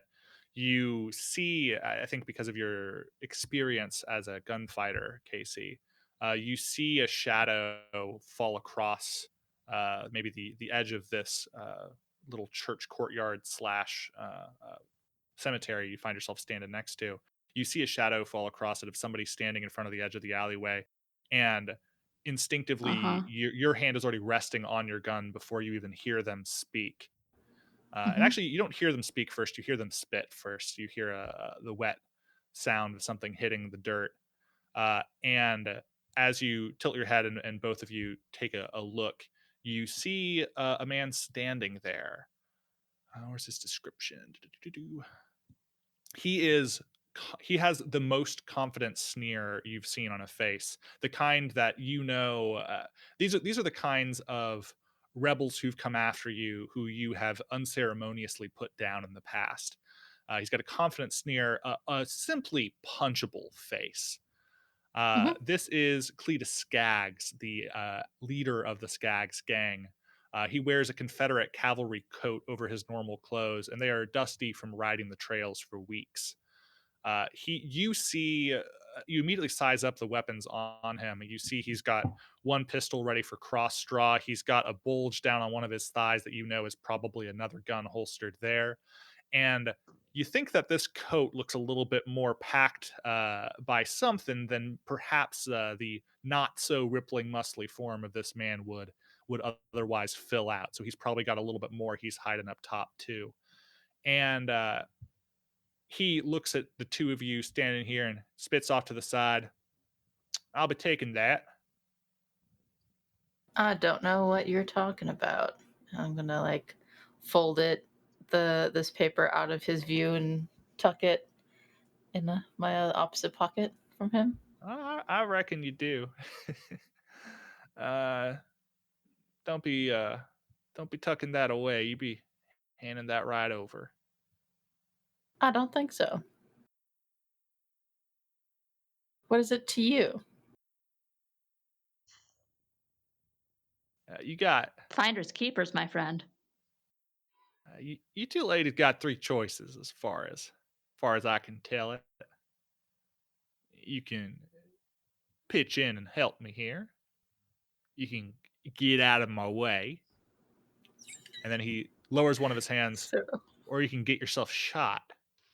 Which will it be? I think you're forgetting the fourth option. And Casey's gonna pull her gun and shoot his foot. uh, this is definitely a day move. What are you worried might happen here?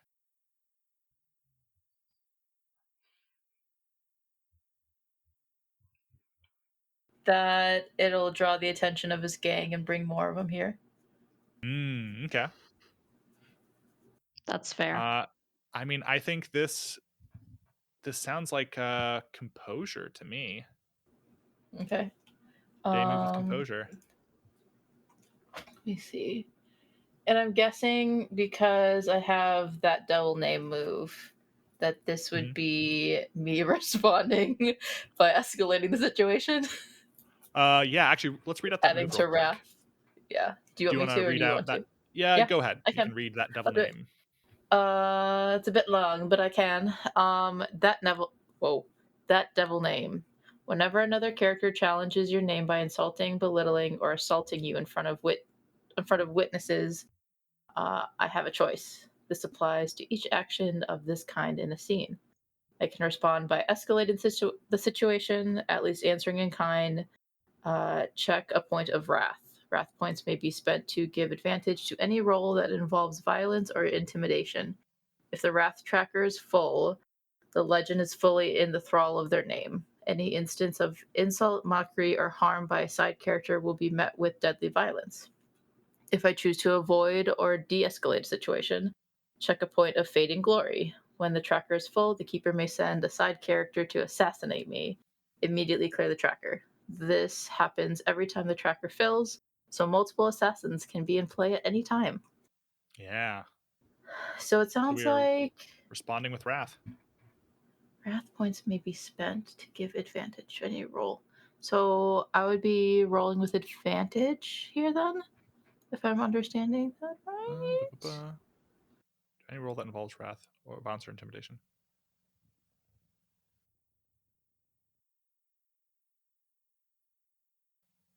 I think, yeah, I think you do. Okay, so an advantage in this game would be an extra die, Yes, or it'll mean you roll with 3 dice and you take the higher 2. okay. Um, just gonna mark this on my character sheet real quick. Oh, and Dixon reminds you have a +1 as well. Don't forget. Whoa, I'm gonna murder this fucker. I'm so excited for you. Yeah. Thank you. Let's see. Okay, I'm rolling with my skull dice. +1. What was this guy's name?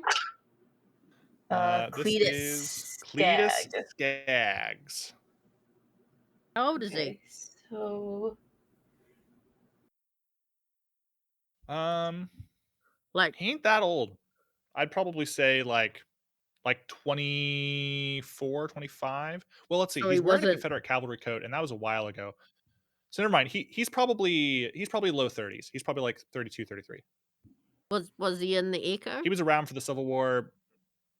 He wasn't in the Echo. Okay, he's part of the gang, he's the related then. Skag brothers. I rolled an 11. 11. So That's great. I'm gonna shoot his right foot. Yeah. You do that. They move 11. You no complication. You say there's a fourth option. You level you in an instant draw and fire your pistol before he has a chance to blink, let alone draw his gun. And you see that sly smile of his fall away immediately. Says, "Oh yeah, fuck!" And he like hops on one leg, grabbing his foot. You clearly do not know who you're talking to. And I'm gonna like take this this gun, which for the audience is Jesse James's gun, and like tap the uh, edge of my hat. You're speaking to the KC James. You want to try and speak a little nicely to us? Man, fuck both of y'all.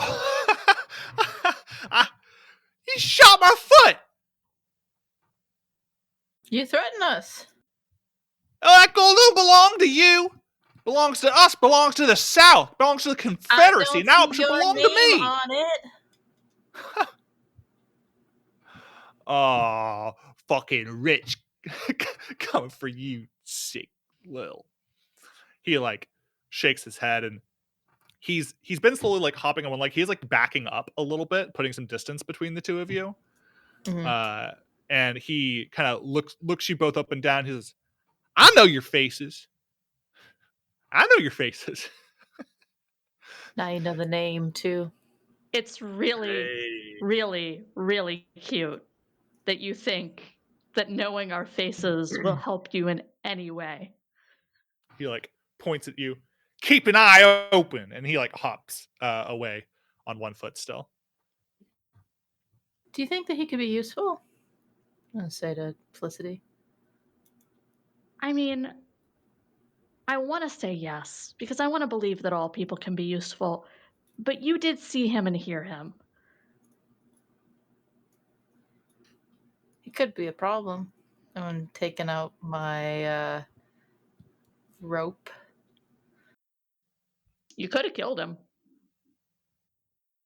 That felt a little bit too easy.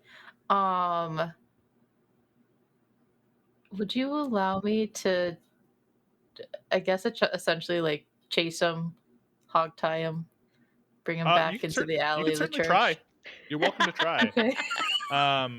I will say if we're actually here's what I'll say. Can I help? Can I help by like running out and being like, "Wait, Cletus, we've reconsidered." How dumb is he? Sure. No, this is fun. I like this. Okay. We're You can making always some tell me to moves stop here. if I'm being too No. violent. We're making some moves. We're making some decisions. The part where you say, Yeah, "Fuck you rush both out and you of say that us." you've reconsidered. Yeah. He's We need standing a off. big, strong man like you to help us dig up the gold when we find it. He's standing off by his horse. He's like got his boot off. He's bandaging his foot so he can put it in the stirrup. And you round and call for him, and he says like, "Huh, you caught wise then, did you? Realized your mistake?"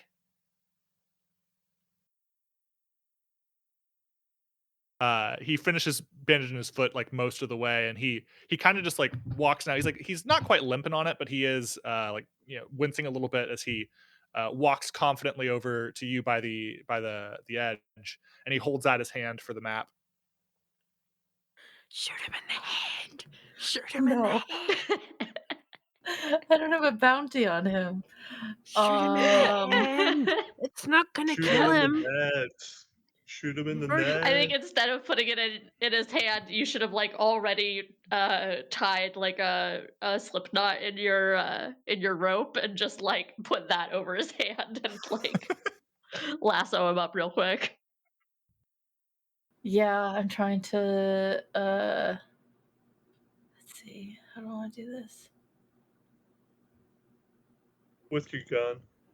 I think I want to like sweep my leg, making him go like forward into the ground, and then I just start tying up his legs and his arms behind him.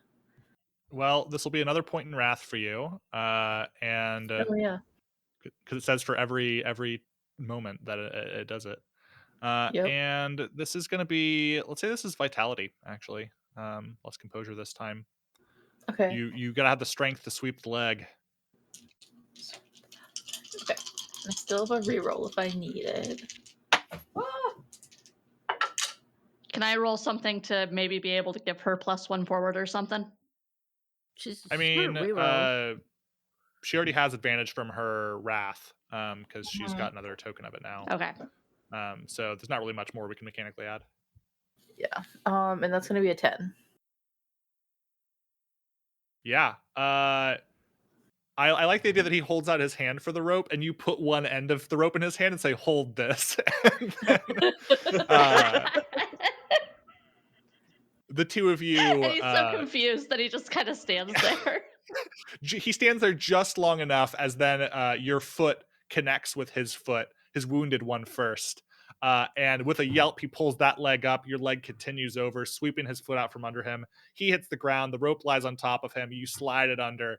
And in a deft, swift motion, a practiced hand, you tie and secure him there at the ground as he curses at you. He curses at God. He curses at the ground he's laying on. He curses at the rope. He's pretty thorough in the things that he curses as you get him all tied up. Well, aren't you a mouthy son of a bitch, cursing God's name right next to his church? He spits at the wood over there and he spits at you. He says like, God fits to give me that gold, I'll start calling on his name, but until then he can suck it. Speaking of gold, what do you and your brothers know about this Confederate gold? I know that it's ours. Says Ain't who? you lily livered. Says the Confederate States, that's who. Honey, I don't know if you've noticed, but the Confederate States don't really exist anymore. He kind of like looks at you. It lives on in our hearts. So it'll live on until you die. Spirit of the South will never be broken. I wanna,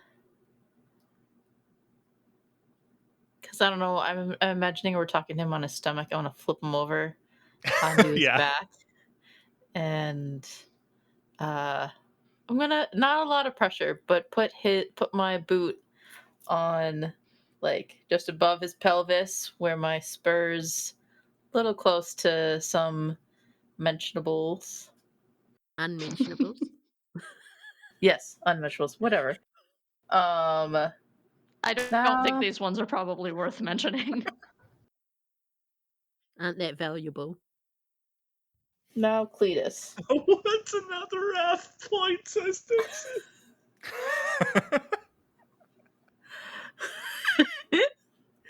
Now Cletus. I'm gonna need you to tell us all that you know, or else I'm gonna have to send bits and pieces of you back to your brothers. And they're gonna bury you in this here fine church's cemetery. Do My you want brothers are that? gonna tear you limb from limb. I'm gonna press a little hard on the heel of my boot. It's I fine. don't Your think. spurs can't do nothing to my powerful seed. What? Well, you clearly have not heard of the name Casey James. Cowboy killer? Cowboy killer. No, killer of cowboys, whatever. Yeah, Cowboy Killer would be CK, I think, but yeah, What's so he hard? winces under your boot. What I'll say is, he's not going to talk immediately. He's going to take some. You can tell you've done this more than a handful of times. It's going to take some roughing up of this fella if you're going to get information out of him. He seems pretty dedicated to his brothers in his cause. Mm-hmm. So How many we brothers are in the gang, if you don't mind me asking? would you be aware of that? You know that there's been a group of them seen around, probably no fewer than 3, no more than 10. I've got some names and stuff floating around, but Yeah. it's not like you've been keeping tabs on them specifically, unless you have, Yeah. unless you've been pursuing a bounty among them, and then we might make I mean, a better argument. do they have any bounties on them? Does I Cletus mean, have any bounties? they're a gang.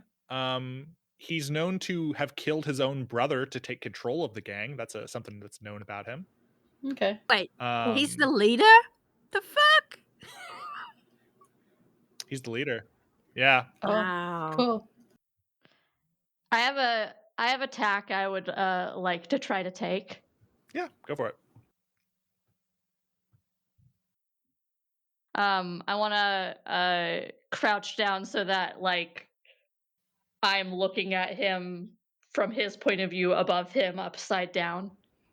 Uh Smile and say, "Now Cletus, I have a feeling that your mother doesn't know what you're out here doing. And I have a feeling that your mother would have some feelings about this whole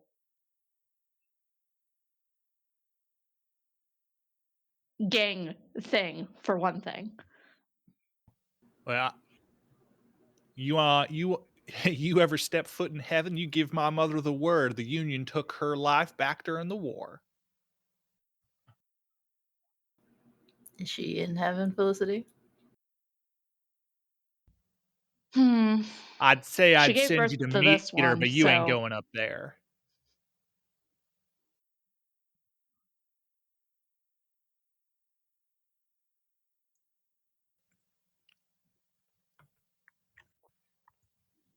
no, I'm probably going to hell, and I can drag you down there with me if I want.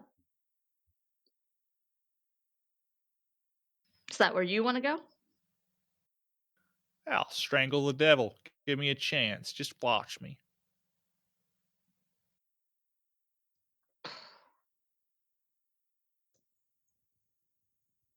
I don't know, Casey. It sounds like he might want to go strangle the devil. I think he could maybe sit in the sheriff's cell for a little bit.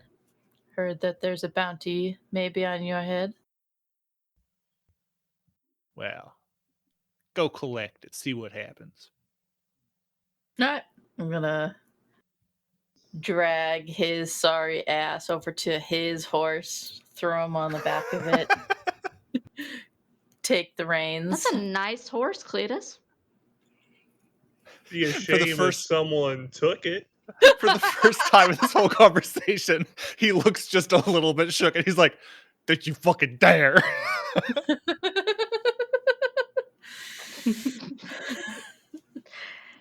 I think you're going to be going away for a long time. It would be really sad if this horse had nobody to take care of him. What's his name? Don't worry. He's like, "I ain't gonna give you no name. I ain't no snitch."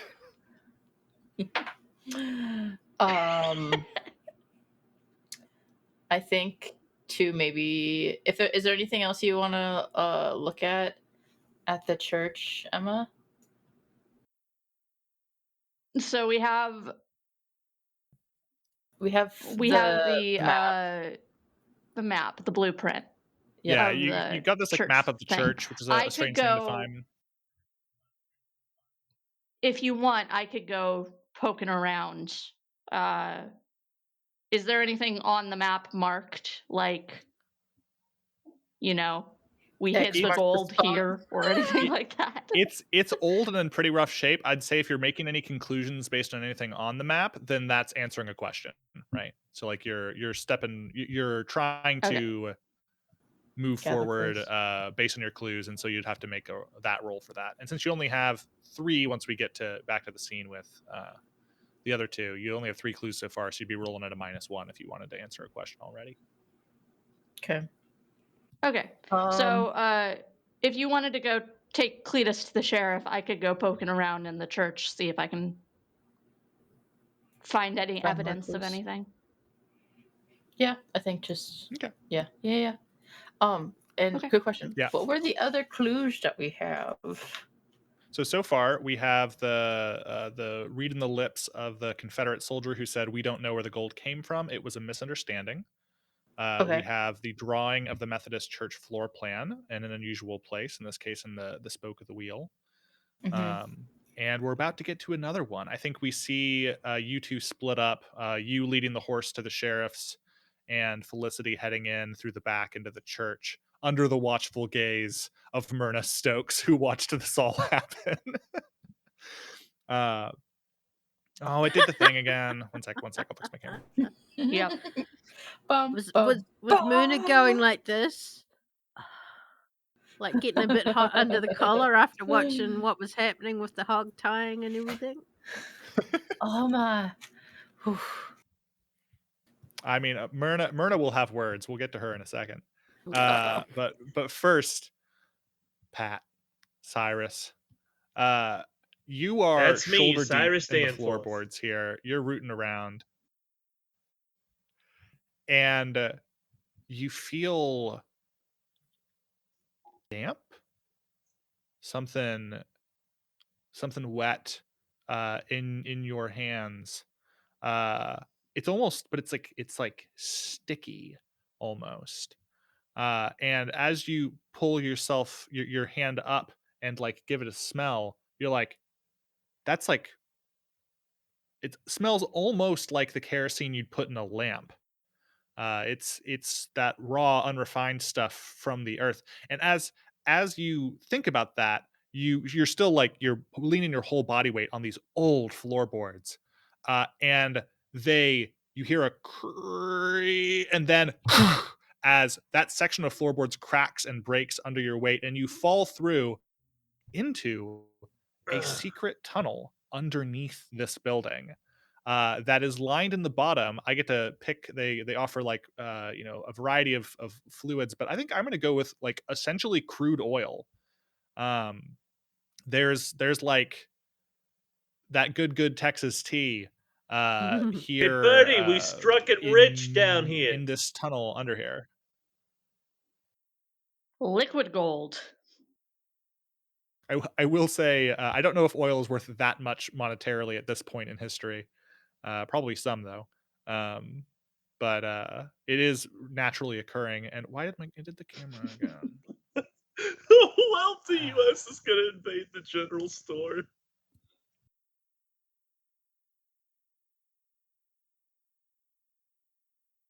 That's why the Confederates were here. Cyrus, what are you doing? Currently getting covered by oil and grossness. Pretty much probably what would happen to you in the barn, but okay.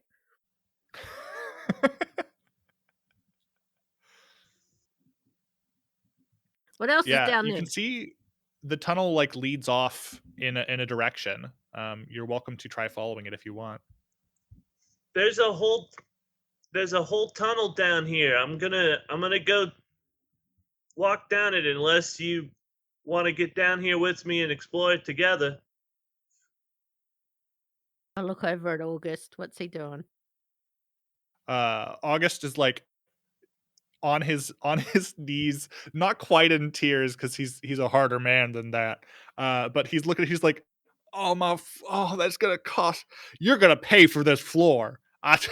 Pulling up a board is one thing, but you've done cracked through 10 of them.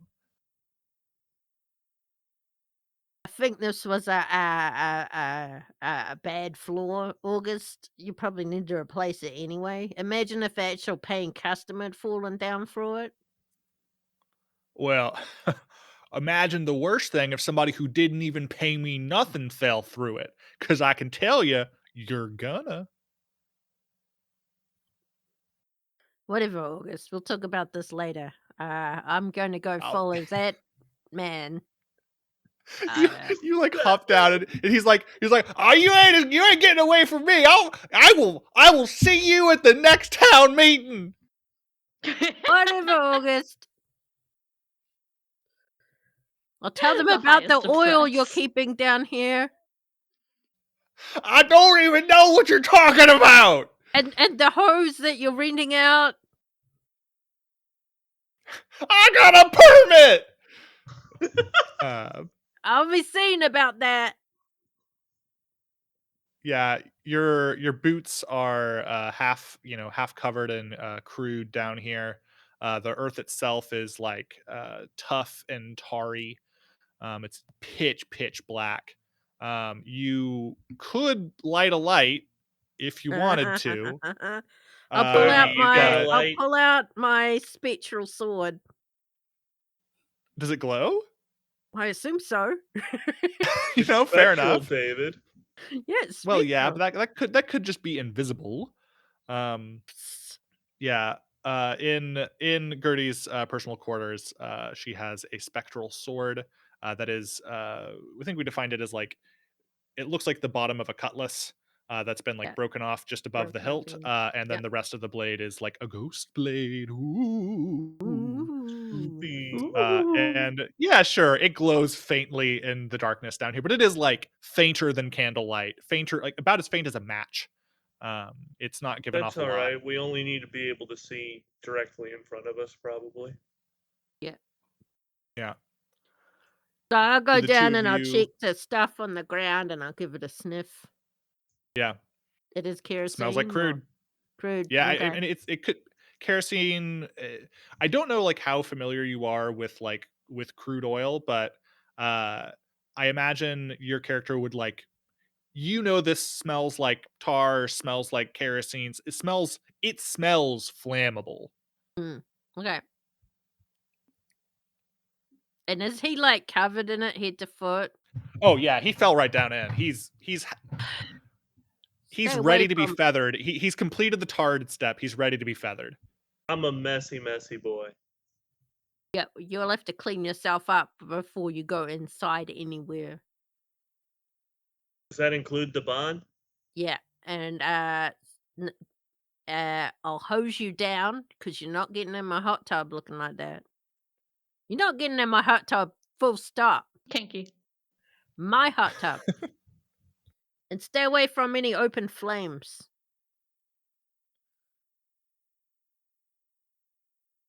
Okay, let's That's just go. good advice, really. Yeah, fair. You Yeah, shouldn't do the that two of even if you you aren't march covered in onwards. oil. Get near an open flame. I'll So lead the is the way. clue a tunnel? Yeah, the clue is there is a secret tunnel with a shallow river of, in this case, oil, crude oil, down below this place, and it leads somewhere. We are investigating a little bit where exactly that leads. How deep do you think it goes, Gertie? Don't know. It's dark. It's as far as it needs to go. Let's find out. Look, how long is a piece of string? Stupid person. Yeah, the two of you are marching along. I'm gonna say, based on our time, that I think daylight is starting to go. We're gonna move into dusk here in a second, but first I am gonna pick up with at the church with Felicity as our last scene of the day before we move to the dusk phase and then head towards night. Felicity, you go into the church through the back. Are you I looking for wanna anything in before I do particular, that, or actually. yeah, go ahead. Yeah. Before I do that, we did notice that like some of the gravestones were affected by some shootout stuff. Yeah. I wanna see if I can glean anything from that, like maybe somebody, ran off Ooh. through the stones, that sort of thing. Could I follow a path of damage or something? That's a good place to look. I'll let you do an information move with reason. Cool. I have a +1 to reason.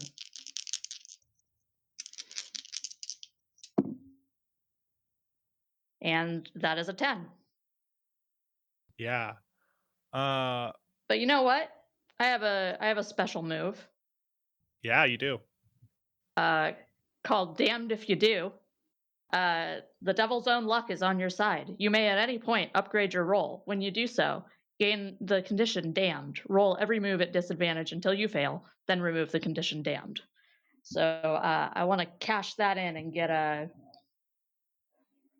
12 plus. Get a 12 plus. So you're gonna get a clue and a mastermind clue. Oh, this would be a perfect place for this because I already had a mastermind clue in mind, so that's very good. Hell yeah. Let's give you a quick clue. Oh, here's a good one. Yeah, there you poking around the graves, and one of them, one of the broken stones, one of the broken headstones, it's less broken and more like it appears to have been shifted. Most of these are in pretty good alignment, but this one didn't quite go back the way that it was supposed to. And they haven't exactly had a stonemason out here to correct that. So it's just kind of sat all cattywampus ever since. And you kind of look around, poke around that, and you can see that's because something was tucked in underneath the base stone for this. It no longer sits flush, no longer sits flat. And with a little bit of muscle, you shift it to the side, and you find very shallow buried underneath it a shovel, a pickaxe, and some lime. Not like limes, the fruit, but like quick lime sort of stuff. Lyme. No, it's still lime, but it's not. It's the type of It's the stone. kind of stuff you'd use for some makeshift explosives. Uh, You said a shovel, pickaxe, and lime?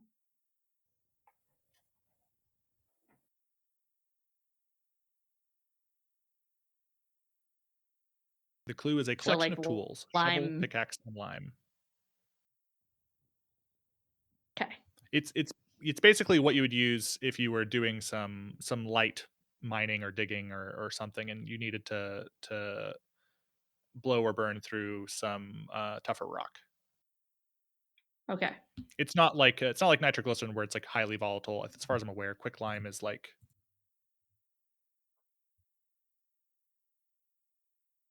Google food.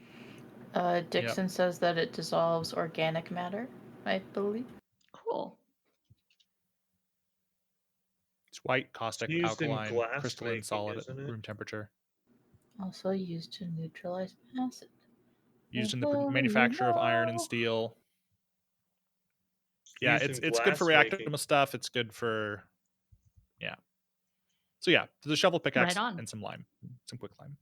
Okay. I mean, for the record, the clue in here just says shovel, pickaxe, and lime. I am assuming they were talking about quicklime and not like actual limes, the fruit. And not the world's Margaritas! weirdest tequila shot. Yeah. I think they were talking about the uh, disease personally. Lyme disease. Yep. oh yeah, definitely. That would be Lyme. Yeah, it's the thing. Oh, hydrate. So yeah, you find this Maya collection has of redeemed tools a there. hydrate. Oh, Speaking of shots. me. Hydrate Shot, or shot, hydrate or shot, hydrate. shot. Mm-hmm. Okay. That's the so that's the regular clue. Yes, and then your mastermind clue. As you are here digging this up and you pull these out, you notice a corner of this uh, sun is starting to descend. We've spent like the bulk of the day out here poking around, playing around, kicking the crap out of this guy who was threatening y'all. And then now poking around in the cemetery. It took you a while to shift this stone and dig through the earth here. So the sun is on its downward descent. Some of the shade from one of the adjoining buildings has crossed over here into the courtyard and the cemetery. And in that corner of shadow that is slowly lengthening, standing there, alert, watching you, is a big black dog. Its fur Oh. is shaggy, its ears are tall and pointed, and it is watching you intently, unmoving there from the side.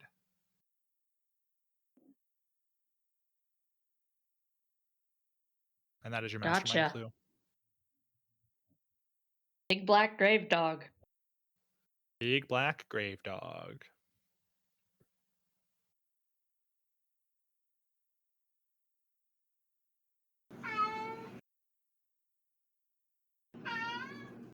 There's a cat somewhere. Okay. I hear it. Yeah. Sorry, Callie's here. The extreme opposite of a big black dog. A small, Yep. fluffy white cloud. Um Felicity would probably look at this dog. Can she tell that there is something not quite right about this dog? Given your sensitivity and your background, Um, yes. So there's Okay. something about this dog that is not of this world. Um, That I think something she'll about just its go stillness, something about its size. Yeah.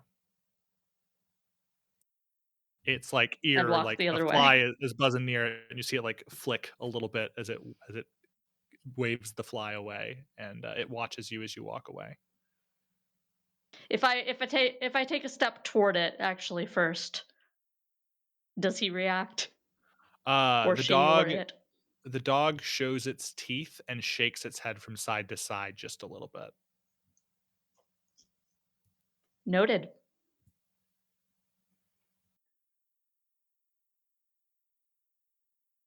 So I think dusk hits. We're moving out of our day phase into our dusk phase. We're going to resolve any playbook moves or custom moves. I don't think anybody has any that trigger at dusk. Let me know though if you do. I Um, don't know if it does, but it says I do it at dusk. I guess that oh means yeah, yes. It's the project, let's go to that. I think. Hang on. Maybe it's not the project. Maybe it's the one before it. I've got a theory. During I the dusk just phase, briefly narrate your research into a danger associated with any active threat. Yeah, let's read that move from the top so we have it on the record. Okay. Your intellect allows you to make leaps of theory and logic that would elude anyone else who doesn't share it. During the dusk phase, briefly narrate your research into a Kitty. danger associated with any active threat. Tell the keeper where and under what circumstances you expect to encounter it during the subsequent night phase. The keeper will frame a scene where it happens, and you receive an automatic 12 plus to the first night move you or a hunter accompanying you makes against that danger, after which events fall back to fate. Interesting. Well, the dangers available to you, I guess technically three, although it's not listed as a formal danger, that you could have a epiphany related to are the rurales, who we've talked about earlier, who we haven't met any from yet, but they are floating about town right now. The Skaggs brothers gang, who we've met the leader of, and presumably there are more. Or you could have one related to the danger of the CSS Memphis. It's not estimated to arrive at El Paso tonight. It's estimated in like the next couple of days. But it is a big old spectral ghost ship, and I guess it could do what it wants, or you all might head out to it that night. So you're welcome to have a epiphany related to any of those three things. I mean, the Skaggs one doesn't seem relevant to my character. Mm-hmm. The Ruelis maybe, but also I like the idea of a spectral ghost ship because I want my specters.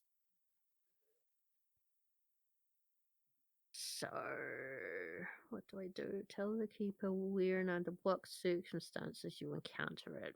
How would I encounter it? I mean, you could say that the other estimates were off base, and you think the ghost ship's going to be here tonight. Like it's going to be off El Paso shores. Okay, but what did we Or find you could under go the out a in little the bit from the tunnel town and first? like Are we still in the tunnel? Oh, well, I've got an idea for that. I think to the in the between, the day phase largely belongs to the hunters. The night phase belongs to me. And you all can kind of declare what you generally want to do during the night phase, but otherwise, I will be kind of much more guiding the scenes and where they go. Um, that said, with this move, you get more control over that than a hunter normally has because you can kind of guarantee something happens. What I will say is, you all will start off in the tunnel. I already know kind of where you all are going to end up at the end of that tunnel, um, and so you will have the opportunity. If you have a place that you need to be, we can make sure that happens during the night. Um, but yeah, currently though, yes, the two of you are in this tunnel under the ground. Okay, so that kind of makes it difficult for me to have the theory if I'm currently underground. Well, you could also say if anything's like based on observations and stuff you've had, you've been able to observe the phenomenon of the ghost ship for the last 2 weeks. It's been around. And similarly, the Rurales and the Skaggs brothers gang have both been kind of floating around town ever since. So you could kind of backdate any observations that you need to make your conclusion. I don't know if this helps, Sero, but like I'd be interested in investigating the uh the rurales. Rurales. Rurales. Rurales. Yeah. Yeah, I can always do it another night, can't I? The ship. We'll do the Rurales then, since I know a dude who has a son. Okay. So then Presumably, I know where they hang out. you know a time and place where you could meet the Rurales in the night. Is that your Mhm. thing? Yeah. All right, cool. Right on. Then and you will, in that situation, whenever it pops up, you will get a 12 plus in any rolls related to that, which is sweet as. Cool. So now in the dusk phase, let me go back to my phase tracker. So does anyone else have any playbook moves before we move on to the next part of the phase?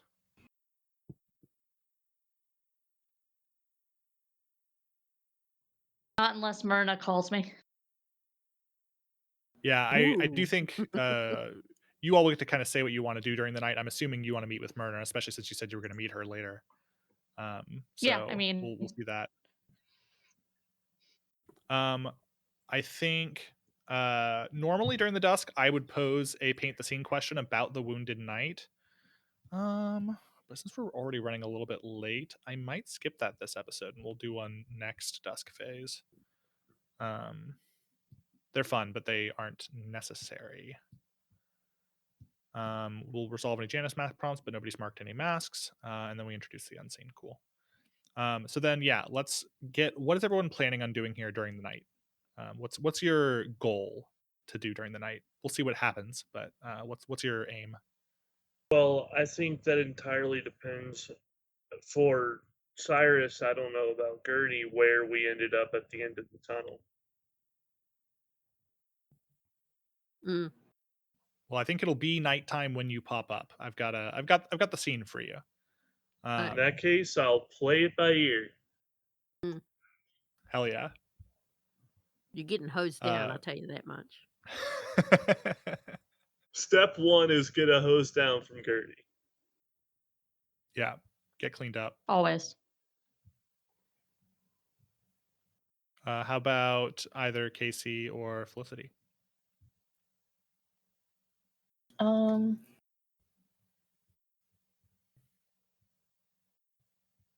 I mean, I think I just want to collect my bounty, get to know my new horse, maybe see if the sheriff has any new information. Okay. I will say, like, before the day is over, you turn him into the sheriff. He like gets, Yeah. he's in the lockup. You get your bounty. Mhm. That The sheriff. Will the sheriff have any information that would be helpful? Potentially. We'll get to invent ourselves a sheriff because he's not in my stock. No He's worries. probably listed in the documents somewhere, but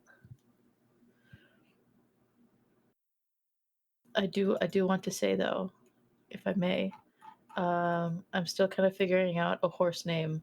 People in chat can help me. Dixon's already Somebody named it. suggested Sweet Bun. I'll think about it. But I kind of have chosen that it's the type of horse that Spirit from the animated movie is. Yes. If I may. yeah. So, but Sweet Bun would work for that, I think, because it is a golden brown. It's sweet. Yeah. All Love right, that. fine. You've convinced me. Sweet Bun it is. I Sleeping like on the idea horse. that Cletus is like, stoic and all of that until he actually has to leave his horse, and then he falls into hysterics and starts shouting out after Sweet Bun, Sweet Bun. Thanks for the horse. I'm back for you, baby girl. She can't take you from me. Our connection transcends time and space.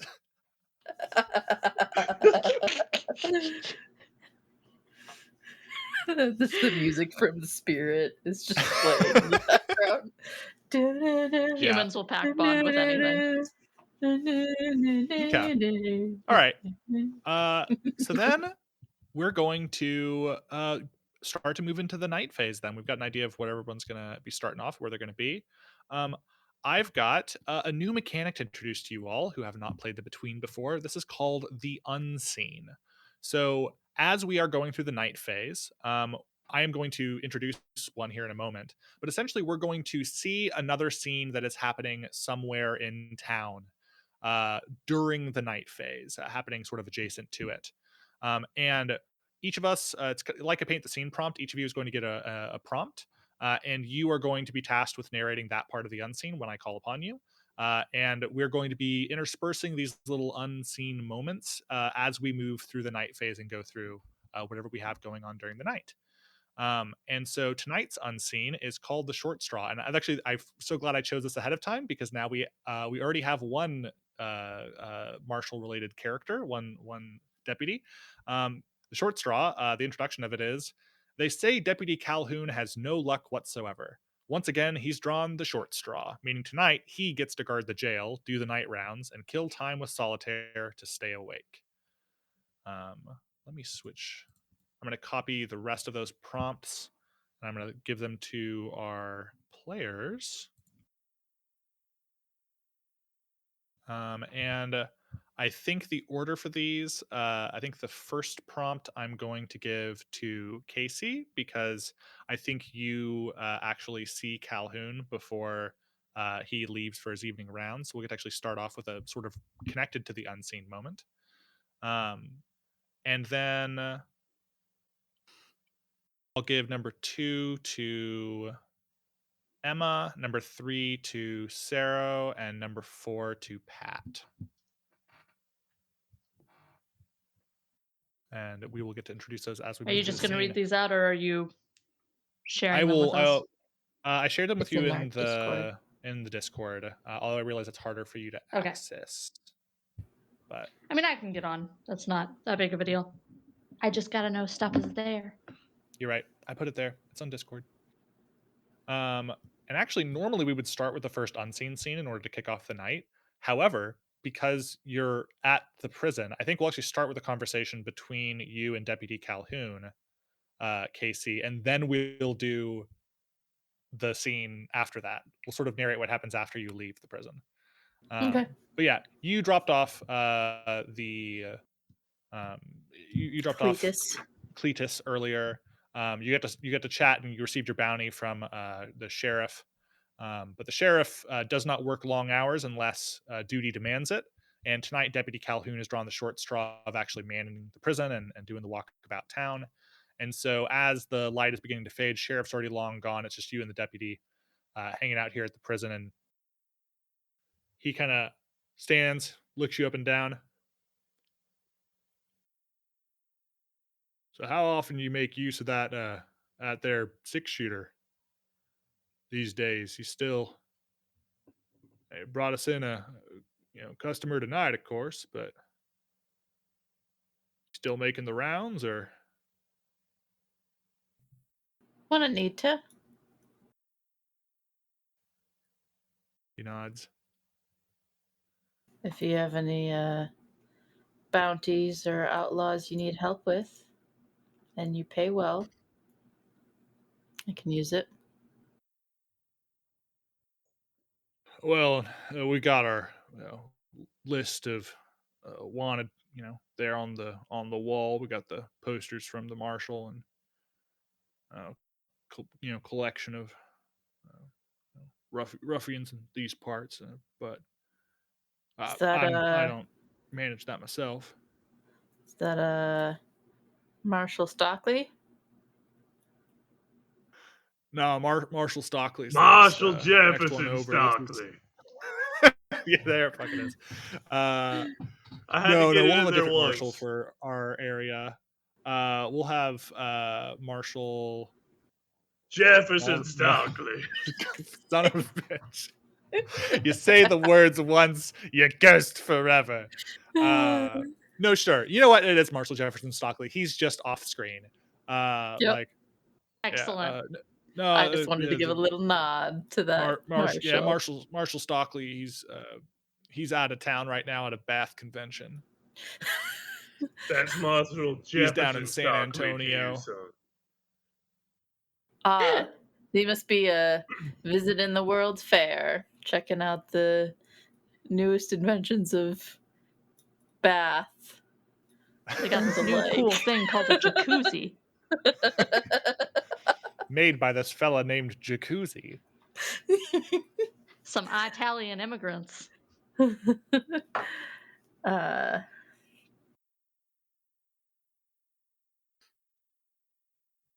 Well, I gotta close up shop here soon tonight. I just got a couple things I got to do before doing my rounds. sure. If I can ask you some questions, I can. Well, it won't be much of your time. If I got an answer. Um, got any leads to maybe where to find this Confederate gold? Myself and the rest of the committee we're working on it, of course, but being that I'm in town temporarily, Well, I don't know the who's and what's and where's. I've only been in El Paso for the last 7 years. That's 7 years this January. But I wasn't here back during the war, of course. That said, if you're looking to learn more about some sort of Confederate gold, if even that stuff's even really out there, you can't go wrong to, well, run down the rest of that fella's gang. They're off in the mountains, think. I think I heard that they're in some kind of cave up north. You don't say. I could mark it on a map for you, where they were Oh, last sighted. that'd be mighty fun if you could do that. Yeah. And he goes ahead and if you have some sort of document covering the surrounding lands, and he marks on it for you and says, "Yeah, they were right up there, those foothills. Uh, there's at least half a dozen of them."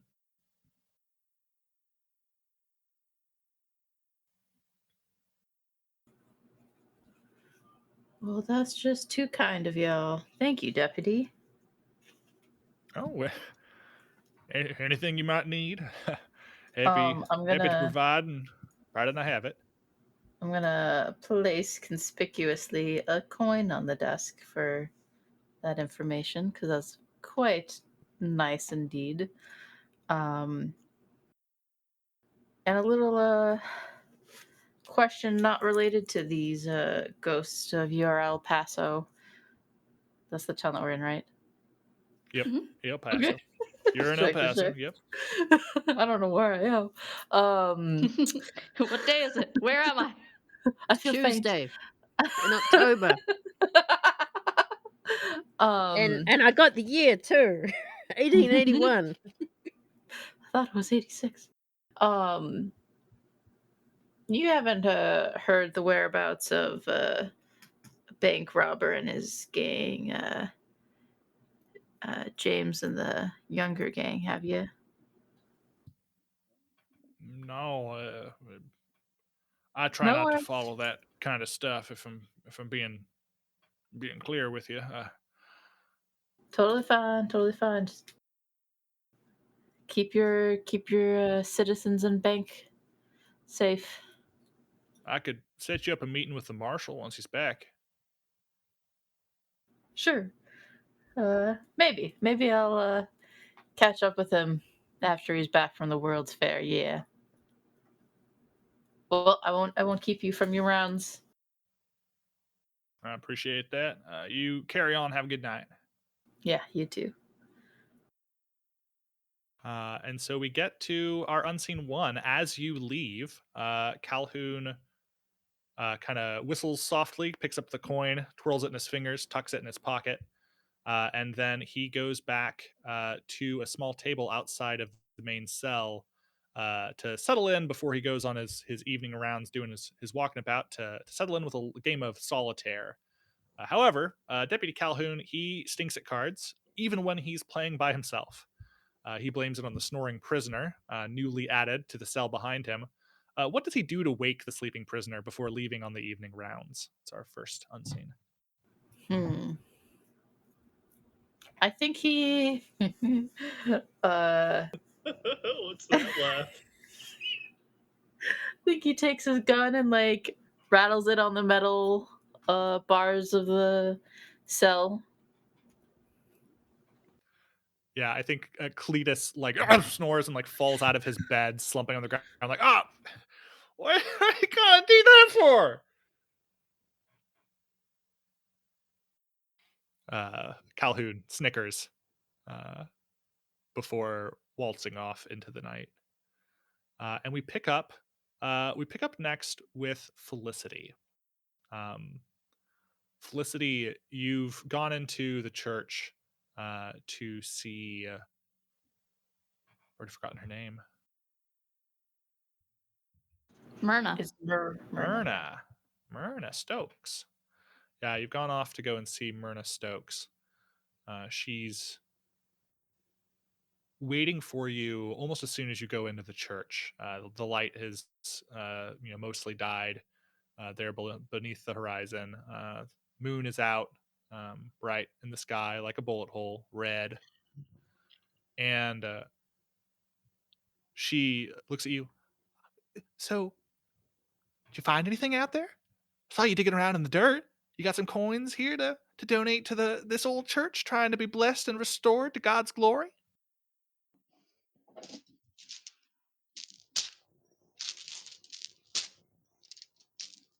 I might have something for you. She like honestly looks a little bit surprised, and she's, for real? You found it? I found a shovel, a pickaxe, and some lime. This is my own personal stash here. Oh, well. She puts out her hand. The Lord bless you. The Lord bless you, Felicity, for donating to such a glorious cause such as this.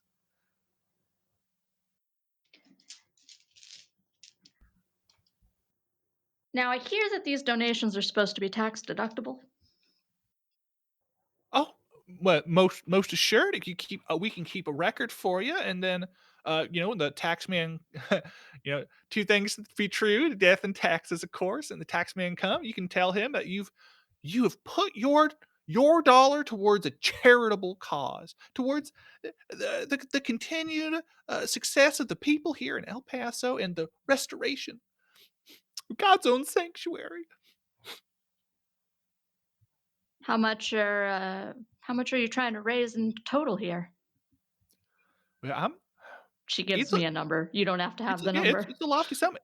I need about $3,000 to get this church back to its former glory.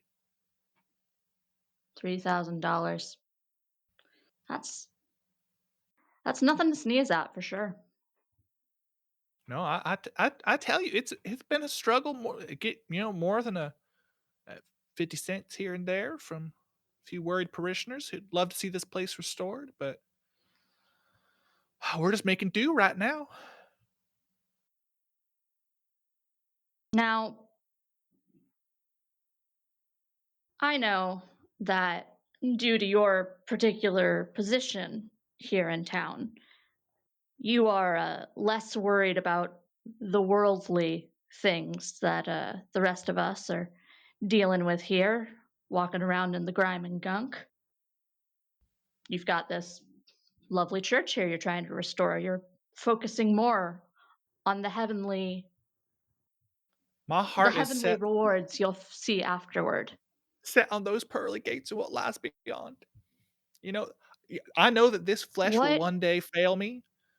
I seek a greater glory. And I imagine that those rewards, they're absolutely $3,000 is at that point it's something to sneeze at. Oh, Drop sure, in the yeah. bucket. comparatively. So, while while it may seem like you need more people to help donate, I would argue perhaps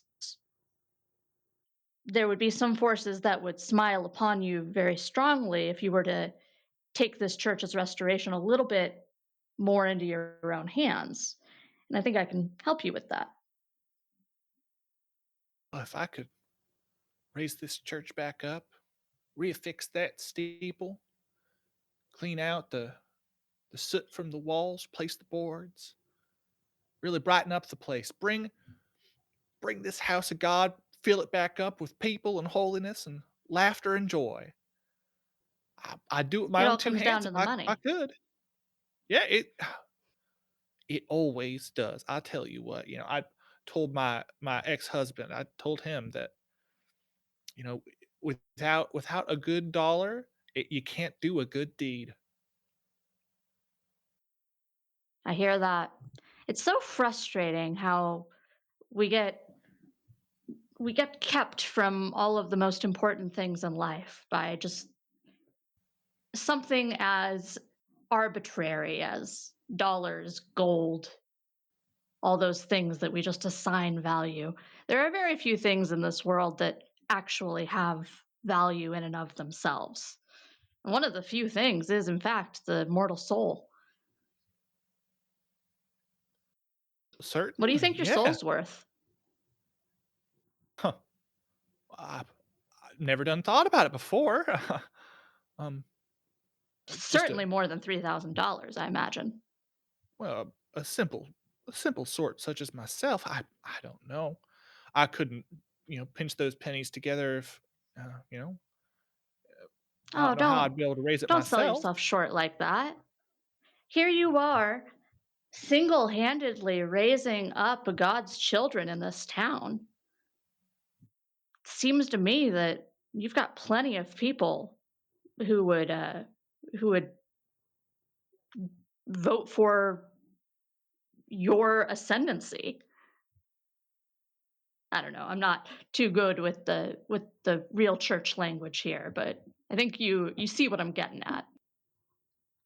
It seems to me when you have heavenly delights waiting for you beyond the grave, it seems like you should do everything within your power here and now to try and get to that point as soon as possible. Not to the grave, obviously, but to the point where you can really be sure of those rewards.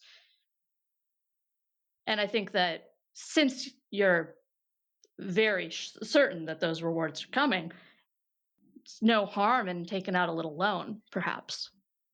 I happen to be a businesswoman. I think I could help you out with this. You'd be willing to make a loan to me? I don't have much in the way of collateral. I gotta say, I don't even have, hold of my own house. Just it's my brother's property that I live at just inside here town. But if you'd Well, be willing now to I loan us the happen to have dollars to fix up the church, I'd be. yeah, I've given this some thought. She pulls out a contract. Yeah. Uh, you can read this over at your leisure, of course, but I think you'll find that loaning won't be the issue. You've already got all of the collateral I would need. Just I can see right in here you're an upstanding citizen.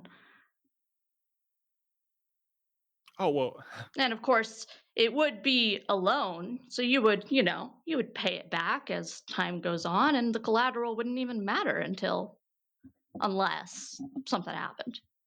But with God smiling down on you, I don't see that as being a problem after all the work you've done for him. oh, well. I I'll if I'm being honest with you, I don't read too well. I I only work on memorizing the scriptures by working with the pastor. But if this document here can secure the money we need for the church, well, I'd be happy to put my name to it. Well, excellent to hear. Now, I'll just go through a few of the terms, just some basic things. So, as I said, you have an incredible amount of collateral. Just with your upstanding self. So we're just setting that to the side here, and then we've got the terms here: $3,000 with a just a little bit of compounding interest as time goes on, but it's a 20-year plan, so we should be fine. You make plenty of money off of donations, and you'll make plenty more, I imagine, once the If church we can is if we really can up and restore this running. church back, uh, people will find it in their hearts once they have seen the glory of God to know that the earthly pleasures are quickly passing, but the restoration that He offers is eternal. And once you've seen and grabbed hold of that for yourself, what's a few coins to keep the poor off the streets, to keep the bellies fed. You know, I figure I'm we'll so do a glad good that back. you so glad that we can see eye to eye on this. It really just it's the most pragmatic thing. It makes plenty of sense. Amen. Bless up. Well, all right then. Now these are I hold to some old traditions. You'll have to excuse me. And she takes a pen and pokes into her finger and sides with blood. Hands over a new sterile pen for Myrna to do the same. You understand, this is the only way to totally make sure that you're good for it. Ah, yes, blood for Oh, the blood gods. well, I'm not great with the signature anyway. I suppose a finger will do it. And totally trusting you, Felicity. She pokes her finger. She wipes along the line, uh, and she says, "Well, He didn't even when make me can?" roll presents for that. No, I don't think she doesn't care. You've offered the deal. Um, yeah. You when will we have the funds to continue building then? You'll just have to give me a little bit of time to sort out the finances on my own. I should have the money to you in just another couple of days. And she smiles wide and she says, "Well, aren't you aren't you a blessing, dear? We'll see you here on Sunday, won't we?" I'm so glad you feel that way. Absolutely. Here, don't forget your copy. As she accepts it from you, you hear a thump, thump, thump, coming from below you. The two of you are standing in the My foyer. It's not goodness, like what could directly that below be? you. It's reverberating through the floor, and then with a creak and a groan, you see there's a small altar set up at the end of the foyer, which is beyond you, and it like shakes, and then it topples over backwards, and a unlit candelabra like falls over with it, and you see with a creak and a groan a hatch that was like not obvious beneath that creaks, flies open, and emerging from the earth, uh, a creature both foul and perverse, a man mired in oil. First emerging comes Cyrus, clambering up, a little bit heady from the Ah! fumes. And Myrna Oh my sees this and goodness. says, "Oh my lord!" And she faints on the spot. Oh, I'll try to catch her so that she doesn't get hurt on the way down. Yeah, you do. Cyrus? And me. Huh.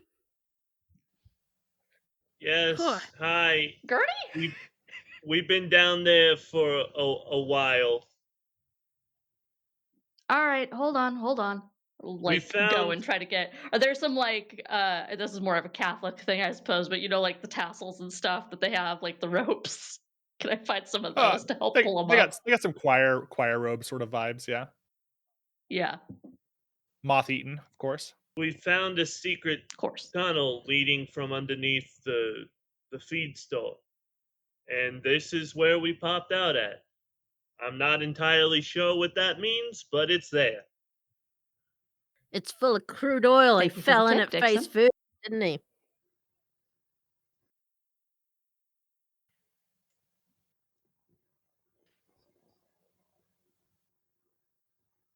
I don't think anyone caught that, Sarah. What was that? Oh, it's Yeah, crude agreed. oil It's down Dave. there. He fell in face first, didn't he? Listen, So this isn't.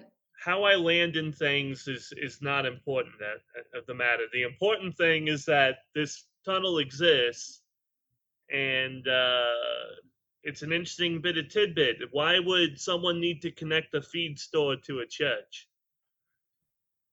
I don't know, but I did find out back shovels, a pickaxe, and some lime. Not the fruit, but the stuff that breaks down organic matter. Not the fruit. That's a shame. I was feeling like I was coming down with a little bit of scurvy, but I'll be fine. Admittedly, this is probably the first time you've had to be away from like fresh food for any given amount of time. Oh, ye born with a spoon in your mouth. Not a silver one, just a spoon. Yeah, that's one of the things that I'm finding a little uncomfortable here. This far west is the lack of fresh food availability. But you know, we make do. We make do. Is that why you go to the bar every night? That and other reasons. You could always join him, Gertie. I know I'm busy working on my project. Listen, I got He's research to busy do working on a for project.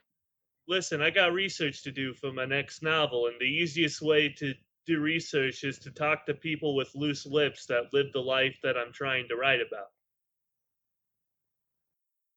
It's all Speaking of research people living the purposes, life I you're writing swear. It's about, we not. should probably go to try to find our rogue gunfighter wherever she's wandered off to. That's probably a good point. You guys left together and now you're separated. What happened there? Oh, Cletus Skaggs, you know the one? He and his gang appear to be interested as well in this With the gold? lost gold. Yep. That idiot. When did he take over? I'm new here.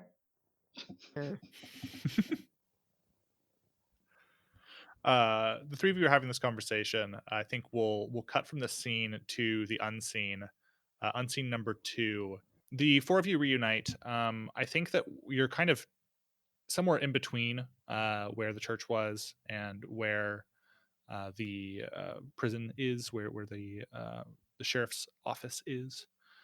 The four of you that meet there on the street. Not many folks are out and about. This is, of course, a night, an evening in the Wounded Knight, and people don't tend to want to make parley with the ghosts around here.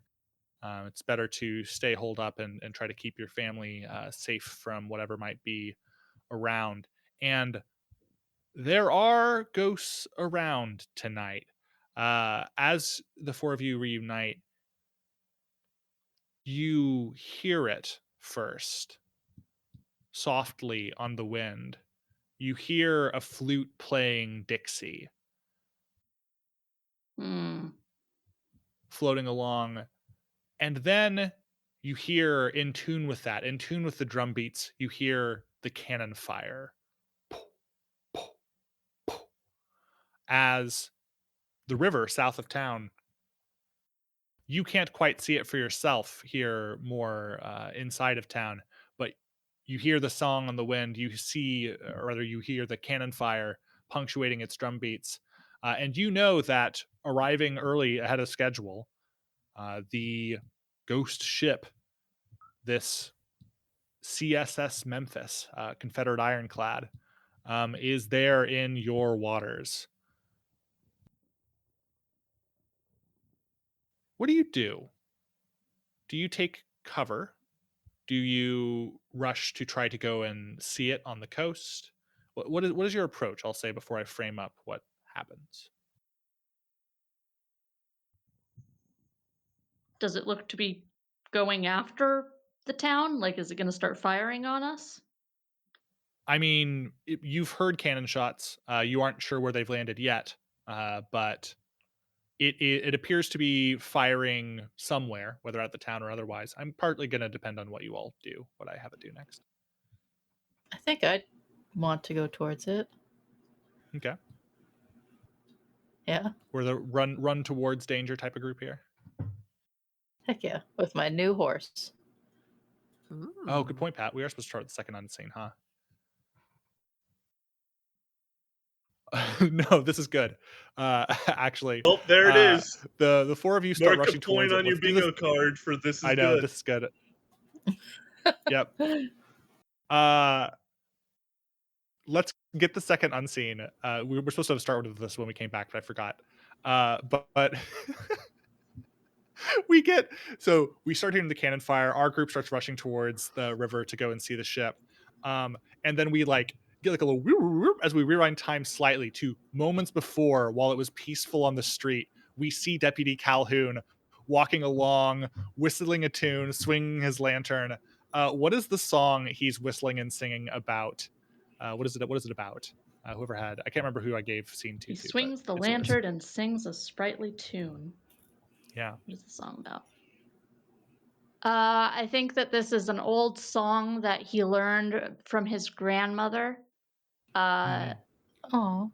she used to sing it back in her like girlish days.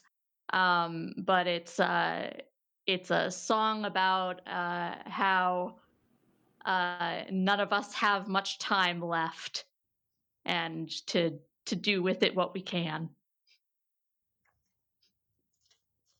I like that. He's whistling this kind of whistling and singing this kind of morbid song, and he's headed south, more towards the river on his path. And then we hear Dixie on the wind. We see the flashing of cannons in the distance. We hear their thundering booms, and he kind of pauses and then turns around and goes the other way for his nightly walk. And then we pick back up with the party. You are rushing towards the riverside. You see the cannons. At this point, you do see them, tung, tung, tung, tung, and the dock and even one of the bridgeways across the river are getting pelted by cannon fire, by spectral cannon fire. And you're not sure, it's tough really to tell whether or not the explosions you see on contact are like real damage or like some spectral version of it. It's really tough to tell here in the darkness. But you can see the ship up close and personal now, and it is a steel clad sight to behold. It is these ironclads, they're big, heavy wooden ships clad with iron for protection. You see several holes along the side that have cannons poking through, and they are firing into the night. All of it is a lit and aglow with a faint sort of blue-green aura, but you can still make out the colors of the gray uniforms of those flitting about on its deck. And you see hoisted above on its mast the colors of the Confederacy. Hmm. Now they ain't just This whistling Dixie. They ain't just whistling Dixie. You know that people down here on the south side of town, like there are people who live here. There are the docks, but then there are Mhm. homes, there are businesses. Um, those people are probably at risk, as well as yourselves if you stick around here too long. What do the four of you do? We've got maybe 5-10 minutes here. Quick scene. Gertie, Probably does try to get your people to safety. Gertie, do you think that these traps you gave me, would these work on this? Or is it a little bit too big? Uh, the ship probably too big. It's only meant for the human A sized singular ones. ghost. Yeah. Got it. Okay. Guess we gotta get people out of here. I Yeah. would While I Um, know. you guys are discussing what to do, Cyrus has already found a like a like a like a shop stall type thing to like hide behind because he's freaking out over the like cannon blasts everywhere. Mm-hmm. Where'd that boy get to? Cyrus. Cyrus, you and I should go and try to evacuate people. Yeah, that's exactly what I was on my way to go do. I just think I dropped something behind this stand here. Yeah, let's go find people Really, was to it your dignity? evacuate. Oh. No. It was, I dropped my pencil over here. I was trying to look for it. It's dark out. I thought I dropped it behind that stand that I was standing nowhere near. You might wanna, dunk your head into a water trough first, because you might scare, other children and, other sensitive types Can like we Myrna. can we assume we took a minute to clean Cyrus and Gertie off?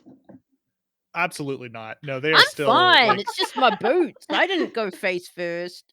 Oh, poor guy. We at least wipe off Cyrus's face. yeah. Cyrus's face is maybe clear, but like, it, he would have to strip and change clothes and soak for a while to get his skin clear of the crude. It And sticks no to you. It's no Fair sticky enough. no one stuff. wants to stay around and watch that. We could Certainly try not some of this Gertie. lime, see how it does with it. Oh god. I guess in the meantime, I'm gonna be riding up and down on my horse, shooting my gun into the air, warning people like, "Get off the streets! Get off the streets!"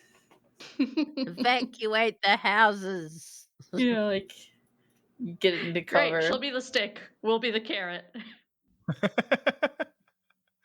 yeah. I You go I'm ahead and try doing gonna that. I just wanna run off and, see if the explosions are real explosions, if they're actually doing damage or not. Just part of, Okay. my project. Mm-hmm. Give me an information move for that, and then for protecting the town, who wants to give me a night move and tell me what you're worried about? I think I could.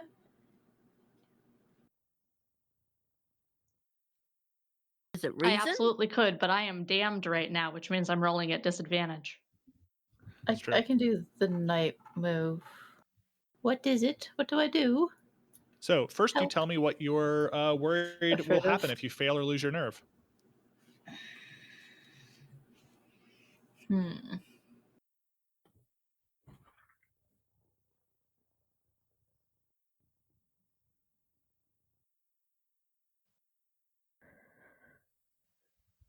I feel like Do I'm I just. give the 12 plus to someone or That's in the scene with the rurales, which will probably happen after this. sad panda? Okay. Yeah. I think I'd be afraid of either myself or my horse getting shot Hmm. or hit. Not sweet bun. I will, since it's the night, I will tell you how it's worse than that. I Yeah. think how it's worse than that is not only will you and your horse be in potentially mortal peril in this activity, but you will like utterly fail at what you're trying to do, the people you're trying to save. Like Yeah. uh if you draw with your attempts, you're going to draw fire, and the people around you are going to pay the price. Yeah. That makes sense. Okay. Go ahead and roll me this with, I think, composure. Composure. Okay. Cool. Um. We're literally staying cool under fire, which I think is very composure move. Yeah. Does Maya have a Um. +1 right now?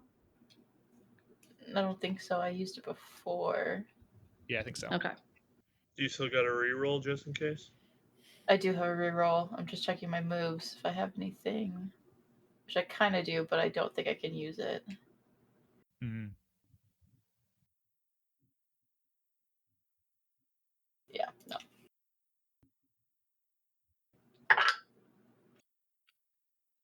I'm gonna do a reroll. Yeah. Yeah, that's a 4. Oof. That's not great. Yeah, no, it's not good. I'm gonna use my reroll and use some different dice too. Okay, it's better. Well, I mean, it's kind of better. Oh wait, I add more things to this thing. Okay. Yeah, +2, right? Mhm. Yeah, I do. I totally forgot about that. Okay. 8. 8. Well, on a 7 to 9, you hold steady and you do it, but there is a complication or cost. I will describe for you what it looks like. I think in line with what we discussed earlier, I think you're gonna catch some strays for this. I think you, for one such house, you're warning the people away, and like they're waking up, grabbing. You're telling them, don't bother grabbing your valuables. Just get out of the house, get away from here. And as they're starting to run away and you're moving on to the next place, a cannonball, you hear it whistle past and it explodes the porch that you were, riding your horse right next to. And some shrapnel from that, ricochets back to you, bits of wood and metal that were shattered from the process. And you feel your arm, your shooting arm, get lacerated by some slivers of wood. Okay. I'm gonna say you gain the condition. Uh, let's just call it slivered arm. Her lacerated arm. Lacerated is also good, but I like the idea that there's still stuff in it. Like you've like got some bits of porch that are stuck in your arm now. Neat. Ugh. Okay. Does that answer my question then? What was your question? Whether the ghost Oh, was it attacks the real everything. explosions? Yeah, yeah. How was your roll on the information move? What was I rolling? Was it just reason or Well, and this one probably sensitivity because you're analyzing ghosts. okay, 9 then. 9. Okay, 7 to 9. Complication with the clue. Yeah. I think the answer to your question is a mix of both.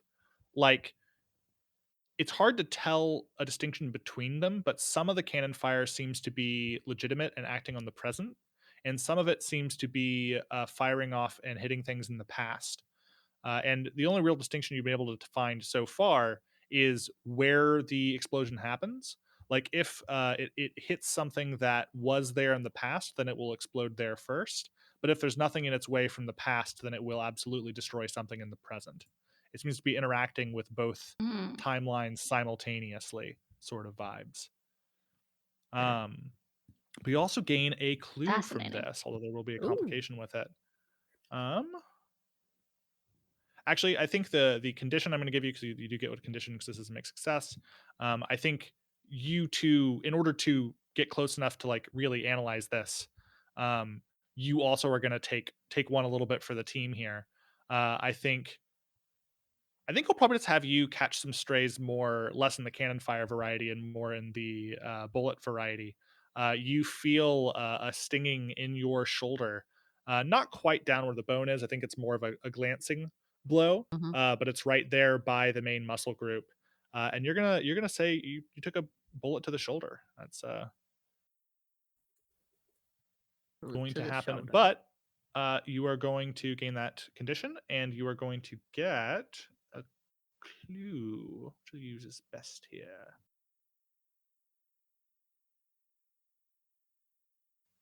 Oh, okay. That's a pretty good one. While you're looking and analyzing both like the ship and the town to see what kind of damage is being caused, you see some fresh, like spectral wagon tracks that like wind through streets that are no longer quite there in the same way. Uh, and then you see that they line up with real modern tracks, ruts in the dirt that you follow, and those most of them are fresh, like dug into the mud the last time it rained, and you see them disappear into the side of a building as if like the building wasn't there. Like tracks lead all the way up and through the side of a building here near the docks. So it looks like they've just disappeared into like a wall, or Yeah, this is like Scooby-Doo style. It's like there are tracks that drive through the wall as if the wall was not there. And that's the clue. Mhm. That's the clue. Fresh wagon tracks disappear into a building as if the building wasn't there. Yeah, I'm taking that as like this building used to not be here when these tracks were laid, maybe. Is it the I don't know. spectral ones that go through the wall, or the So, modern ones that go yeah. through the wall? So Mhm. you started by following some spectral ones. It's as if this is a path that has been used before, both in the past and now also in the present. These Okay. are very real tracks that have been carved recently through the dirt here and Okay. into what appears to be a normal, sturdy wall. So Got this is it. something that's been going on for presumably 20 years. Totally, Could totally be normal and fine. totally Okay. normal and fine. Nothing wrong at all. There'll be a whole lot of cussing, because shoulder. Oh yeah, Um, no, it stings. and Dixon has said that maybe it was one of the bullets that KC shot into the air, came back in and hit Gertie. That's not how that works. It's a metaphor, you see. Mm-hmm. It's a metaphor for how the violence we commit in life comes around back to those we love. Oh, you Oh, wait, love well, me? that's a little strong. No. Oh yeah. Well, yeah. You're a fucking stranger to me. Fair enough. Fair enough. So is my husband. But eventually, as you guide people I away mean, from not the far off. area, eventually the barrage starts to fade, as does this image of the ship at all. The moon is starting to drop. Night is starting to end, and the ship slowly dissipates to nothing more. No more fire, no more danger, and instead, all you see is further upriver is the wreckage of the ship that you would normally see during the day. Night is not over, but it is waning. Let's do our next unseen. Calhoun checks the doors of businesses as he walks past. What business does he find unlocked, and what rationalization does he offer himself as he locks it back up without an investigation? The mortuary. Hmm. Yeah. So is the justification just that it's probably fine? Pretty much. He's like, I don't want to encounter any new ghosts if Yeah. they're, yeah. And they can go through walls, right? So no one Everybody sane in wants to there go in is there fine. at night. Everyone there Yeah. is fine. I'll just lock the door. Can I I just Wow. hear they're say, all dying to get out. I just saw the last unseen question Mhm. and I don't like it. I don't appreciate it at all. And he picked this Uh, before we did anything. it's true. Mhm. I did. Well, we're not to the last Sus. unseen prompt, are we yet? We have one last scene. I think it's No, we're just looking before ahead. dawn. Night is still here. The light has not cracked the horizon yet, but it will soon. Um, and I think you were supposed to pick the time and place. I'll let you pick the place, but I think the time, like this is when you know the Rurales meet up to kind of share information and prepare for their day of investigation here in town and in other places. Um, Gertie, where do you find them? Where do you find the Rurales to speak with them? And do you bring everybody with you, or do you take this meeting solo? I think I'll go solo. Okay. Are you sure about that? And I think that the what was that? Are you sure about that? You don't want any help? I would Uh, recommend not walking into a full group that is essentially a gang Well, on your own. Well, they're here's not what a I'll say. gang. They're Both law for time, enforcement. yeah, both for time and also for narrative. Like she knew one of them in the past. It doesn't make a if she brings True. like the whole vigilance committee with her, then that like sends a different message than like trying to talk solo. Mhm. Also it will go faster if we just have one person there. True. Good point. and as for where they meet, probably it's not the shittiest, but it's a drinking establishment outside of Saloon. town that, is usually closed because it has blackened windows or something, so Okay. I like that. So it's like a in the past it was a restaurant or something, and now it's like closed down and they meet up yeah. there.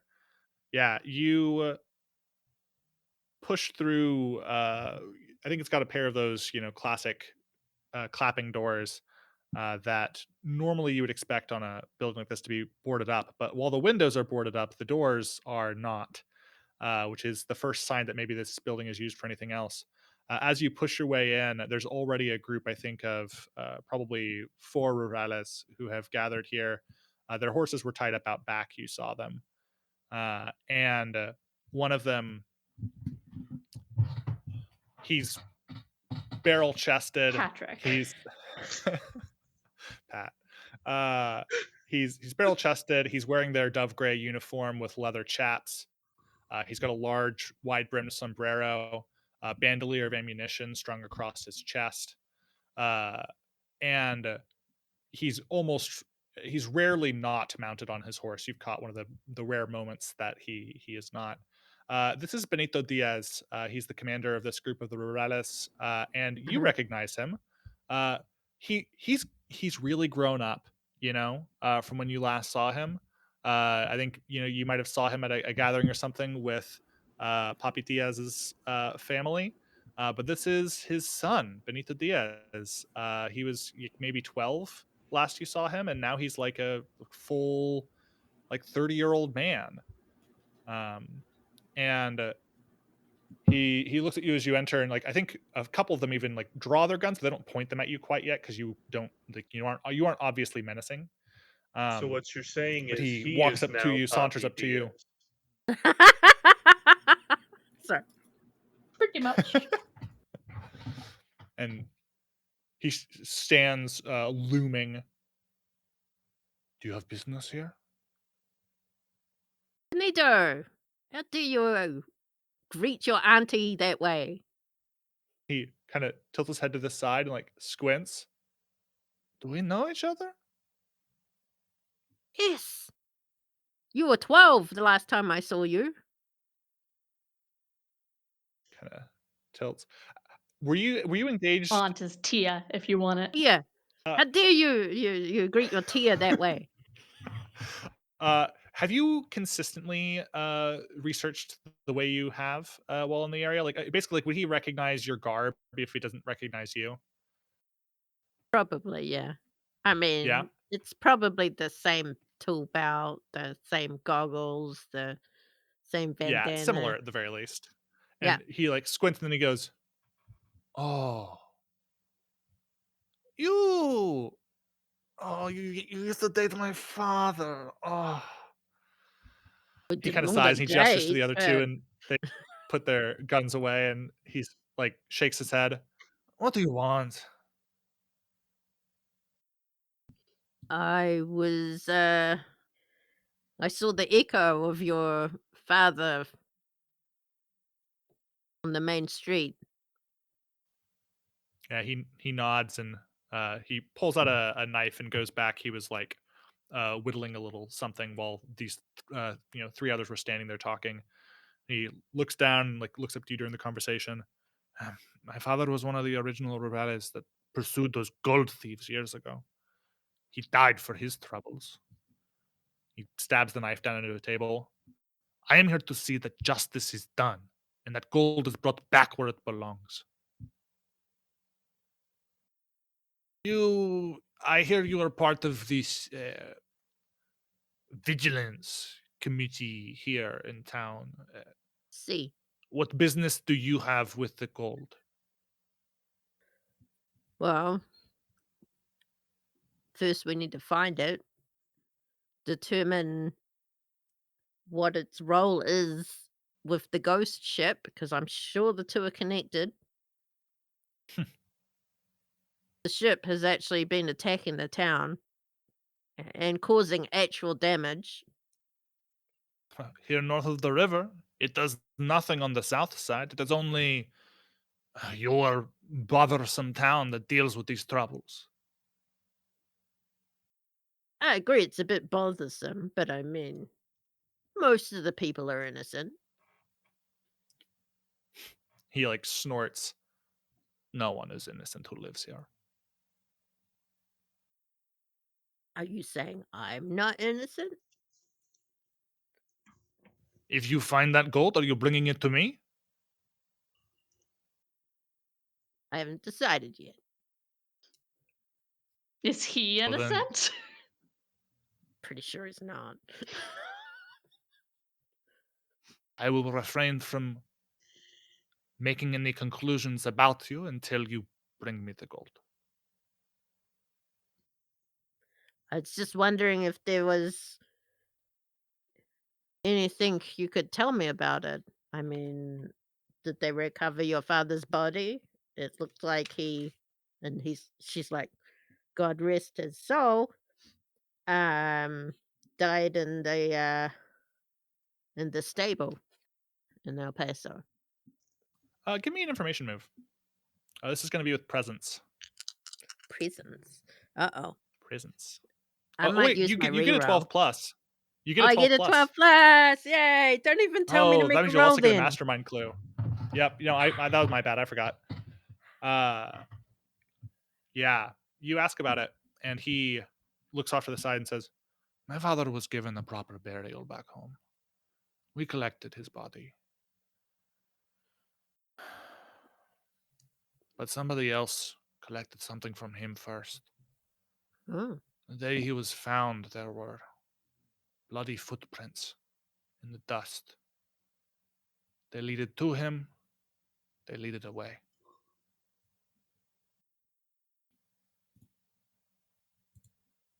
All right. Do you know what was missing? I was not there. I was 12. I was back home. I only heard the news from his compadres. That was the last day I heard my father. But if I find whoever those boots belong to, I will have more than words for them. I'm looking So- for a six-fingered man. Fingered man. I'm looking for a six-fingered man. A bloody He killed booted my man. father.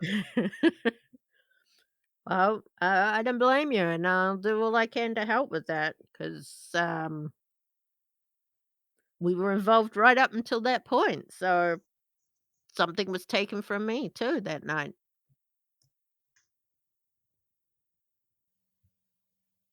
I think he pauses and I have been too strong. I apologize. I know you cared for my father too.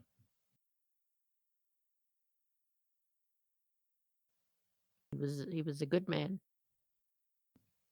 Help me find this gold. Help me honor his memory. I will do what I can. And tell your committee to stay out of our way.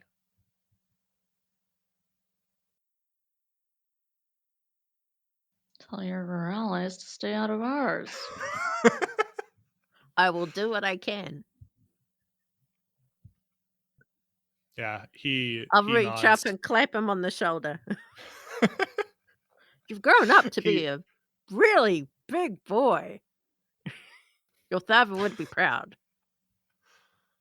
Your puppy. How big He- is he, Gertie? he looks How off. big is he? He's a big Well, boy. she's a married woman now. For now. He nods at you and he says, When I see my father someday, I hope he will share their sentiment. But it will not be soon. Not before my father's soul can rest. For now, he like gestures with his hat to the door. I will see you around in town.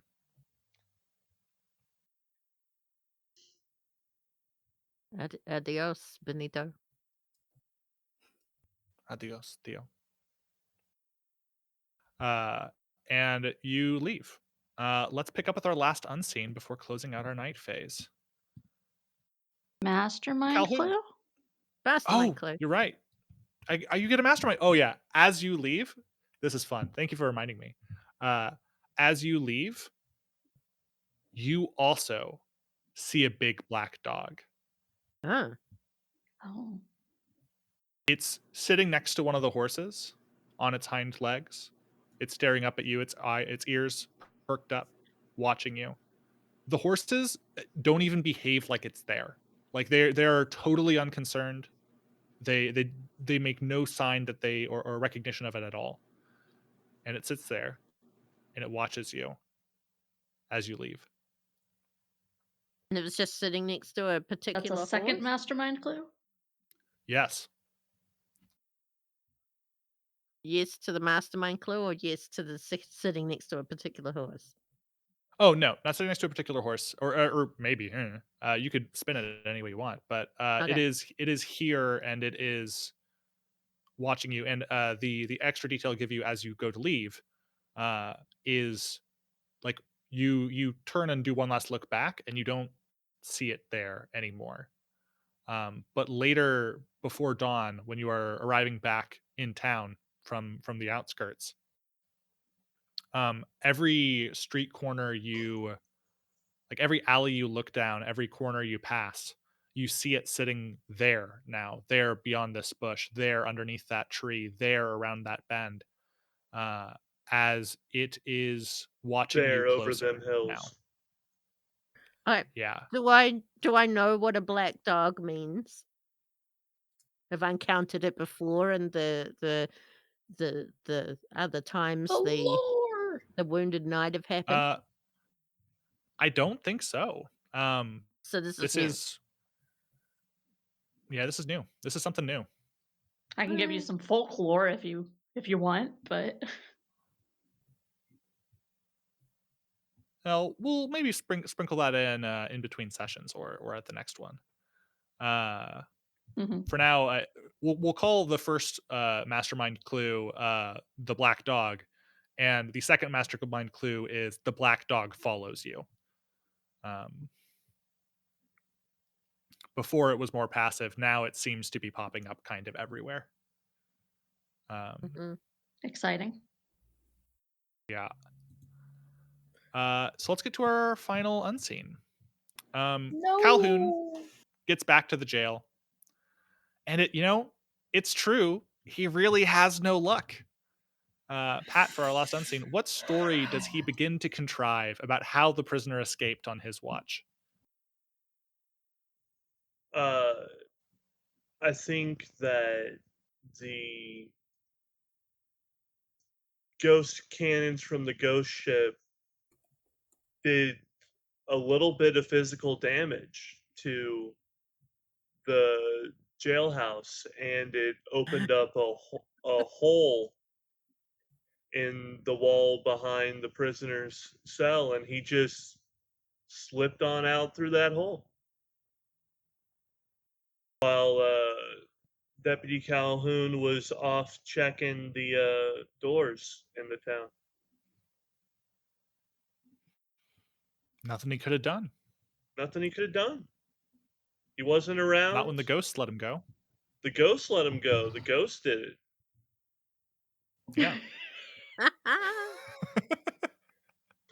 He'll never get. Shit. And with that, you I don't see know. He'll get a sunlight. grave eventually.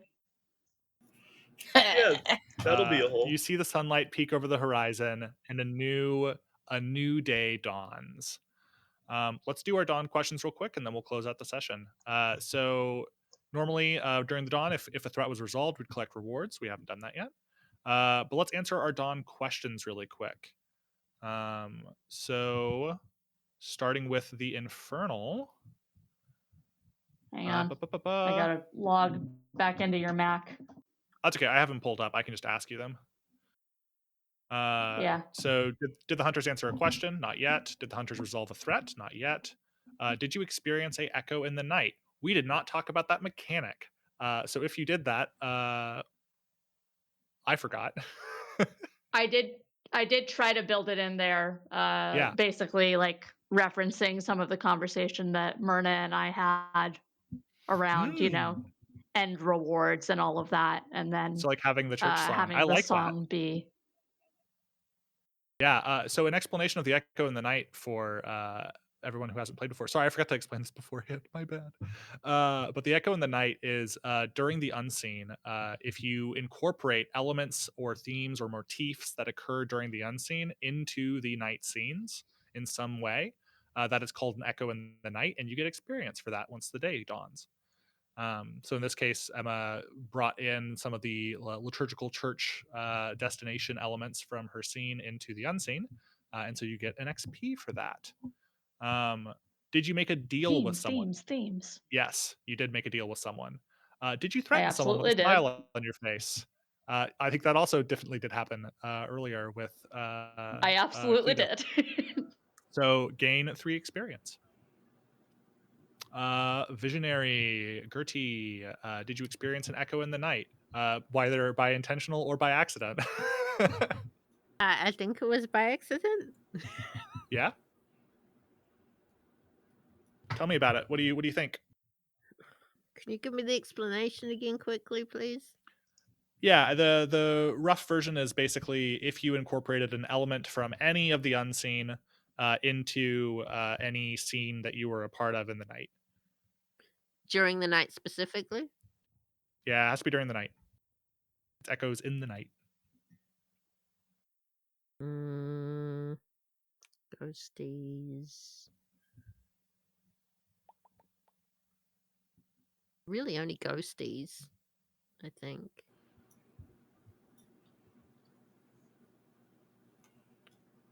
Let me Just think. the I'm trying to think hoes. Which for you part of too. which part of the unseen was Sero's? I mean, it doesn't The matter if it's your part of the morgue. unseen. You can make an echo in the night with any part of the unseen. So it's really any part of the unseen plus. Well, let's noodle on it for a minute. We can always come back to answering the question. Yeah. Um, did you interact with something unknown and or dangerous just to see what would happen? Definitely. Yeah. You definitely did that. Did you assure someone that you knew what was happening when you really didn't?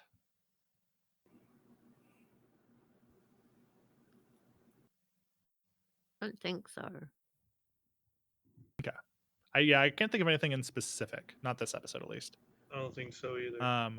But you know what? I since I did not in advance explain the Echo in the Night mechanic, I will just for you and Miah both, I will just grant you that one regardless. Okay. Because Neat. I didn't tell you about it. And Emma and Pat have done this before, so I will be still less stringent because I forgot to remind them about it. But they have played with it before, so I'll cut them slightly less slack. I So get it's 2 2. experience for Okay. you. Yes. Casey James, did you experience an echo in the night? No matter what you get it, but did you have one? Did you by intent or accident? Might need you to explain, like, between games, what that exactly Yeah, we'll talk means. about it between games. Yeah. Because I mean, Yeah, it's we'll like, gloss over it for now. I mean, I technically interacted Did I you would use with argue that Felicity and violence? stuff. I would absolutely argue she did though, considering like she actually has Yeah. a scene where she's talking to Calhoun and all of Oh, I that. mean, Yeah. yeah, And the admittedly, like as far as prisoner Echo in the and Night, she literally interacts with the guy, which is so funny. So yeah. Yes. Did you use violence or intimidation to address a challenge to your name? Yes. Think so, yeah. Did you use your name to protect someone who needed help? Um, I think I would say yes. Your name here more being like it certainly is like reputational, but like you took action as a gunslinger to like rouse the people and get them to safety, and like you took a bullet, a bomb for the team. Yeah. So I'll say that counts well Cool. enough. Thanks. So that's 3 experience. Cyrus Danforth. Did you experience an echo in Yes, the night? sir. Yeah, I would say that the ghost cannons count. That the cannons Hmm. were blowing up during Oh, because you then our had them. regular night phase, and then they Yeah, helped the prisoner escape. convict Yeah, escape. that's good. Absolutely, love that. Love that. Um, Did you include an in-depth discussion of your impressions of the West? I believe so. Near the beginning, I talked Yeah. about various things that I wasn't happy about the West now that I've lived here for a couple of weeks. Did you feel like you She actually mentioned a made a couple of new things. friend? Yeah, I think you're good. Can you Uh, repeat that last one for the audience, Oh. David? yeah, did you feel like you actually made a new friend? Absolutely not. Aw. I wasn't even Rip. trying. I chose that one on Yeah. purpose, and I was all like, how let's see how bad I can attempt doing this. All right, the goal for next time: Casey and Cyrus try to become friends. Aw. Try Love that. being the Yep. optimal Well, word. cool. Yep. I don't even think he's friends with So Oh, his we've don't got wife at force this point. Cyrus him. I don't even think Cyrus is friends with his wife at this He point chose yet. this. well, Yeah, that's that's I don't know. He's her minion. right. They can't be friends. I mean,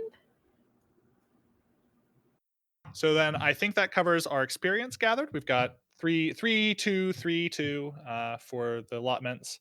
It is 6 to get an advancement. If we do pretty well next session, then everybody could advance next session. Do you Um, want us to so we'll see go what happens. ahead and pick our new dawn questions now or wait till the beginning of next session? Pick your new dawn questions now because it'll be fresh for you.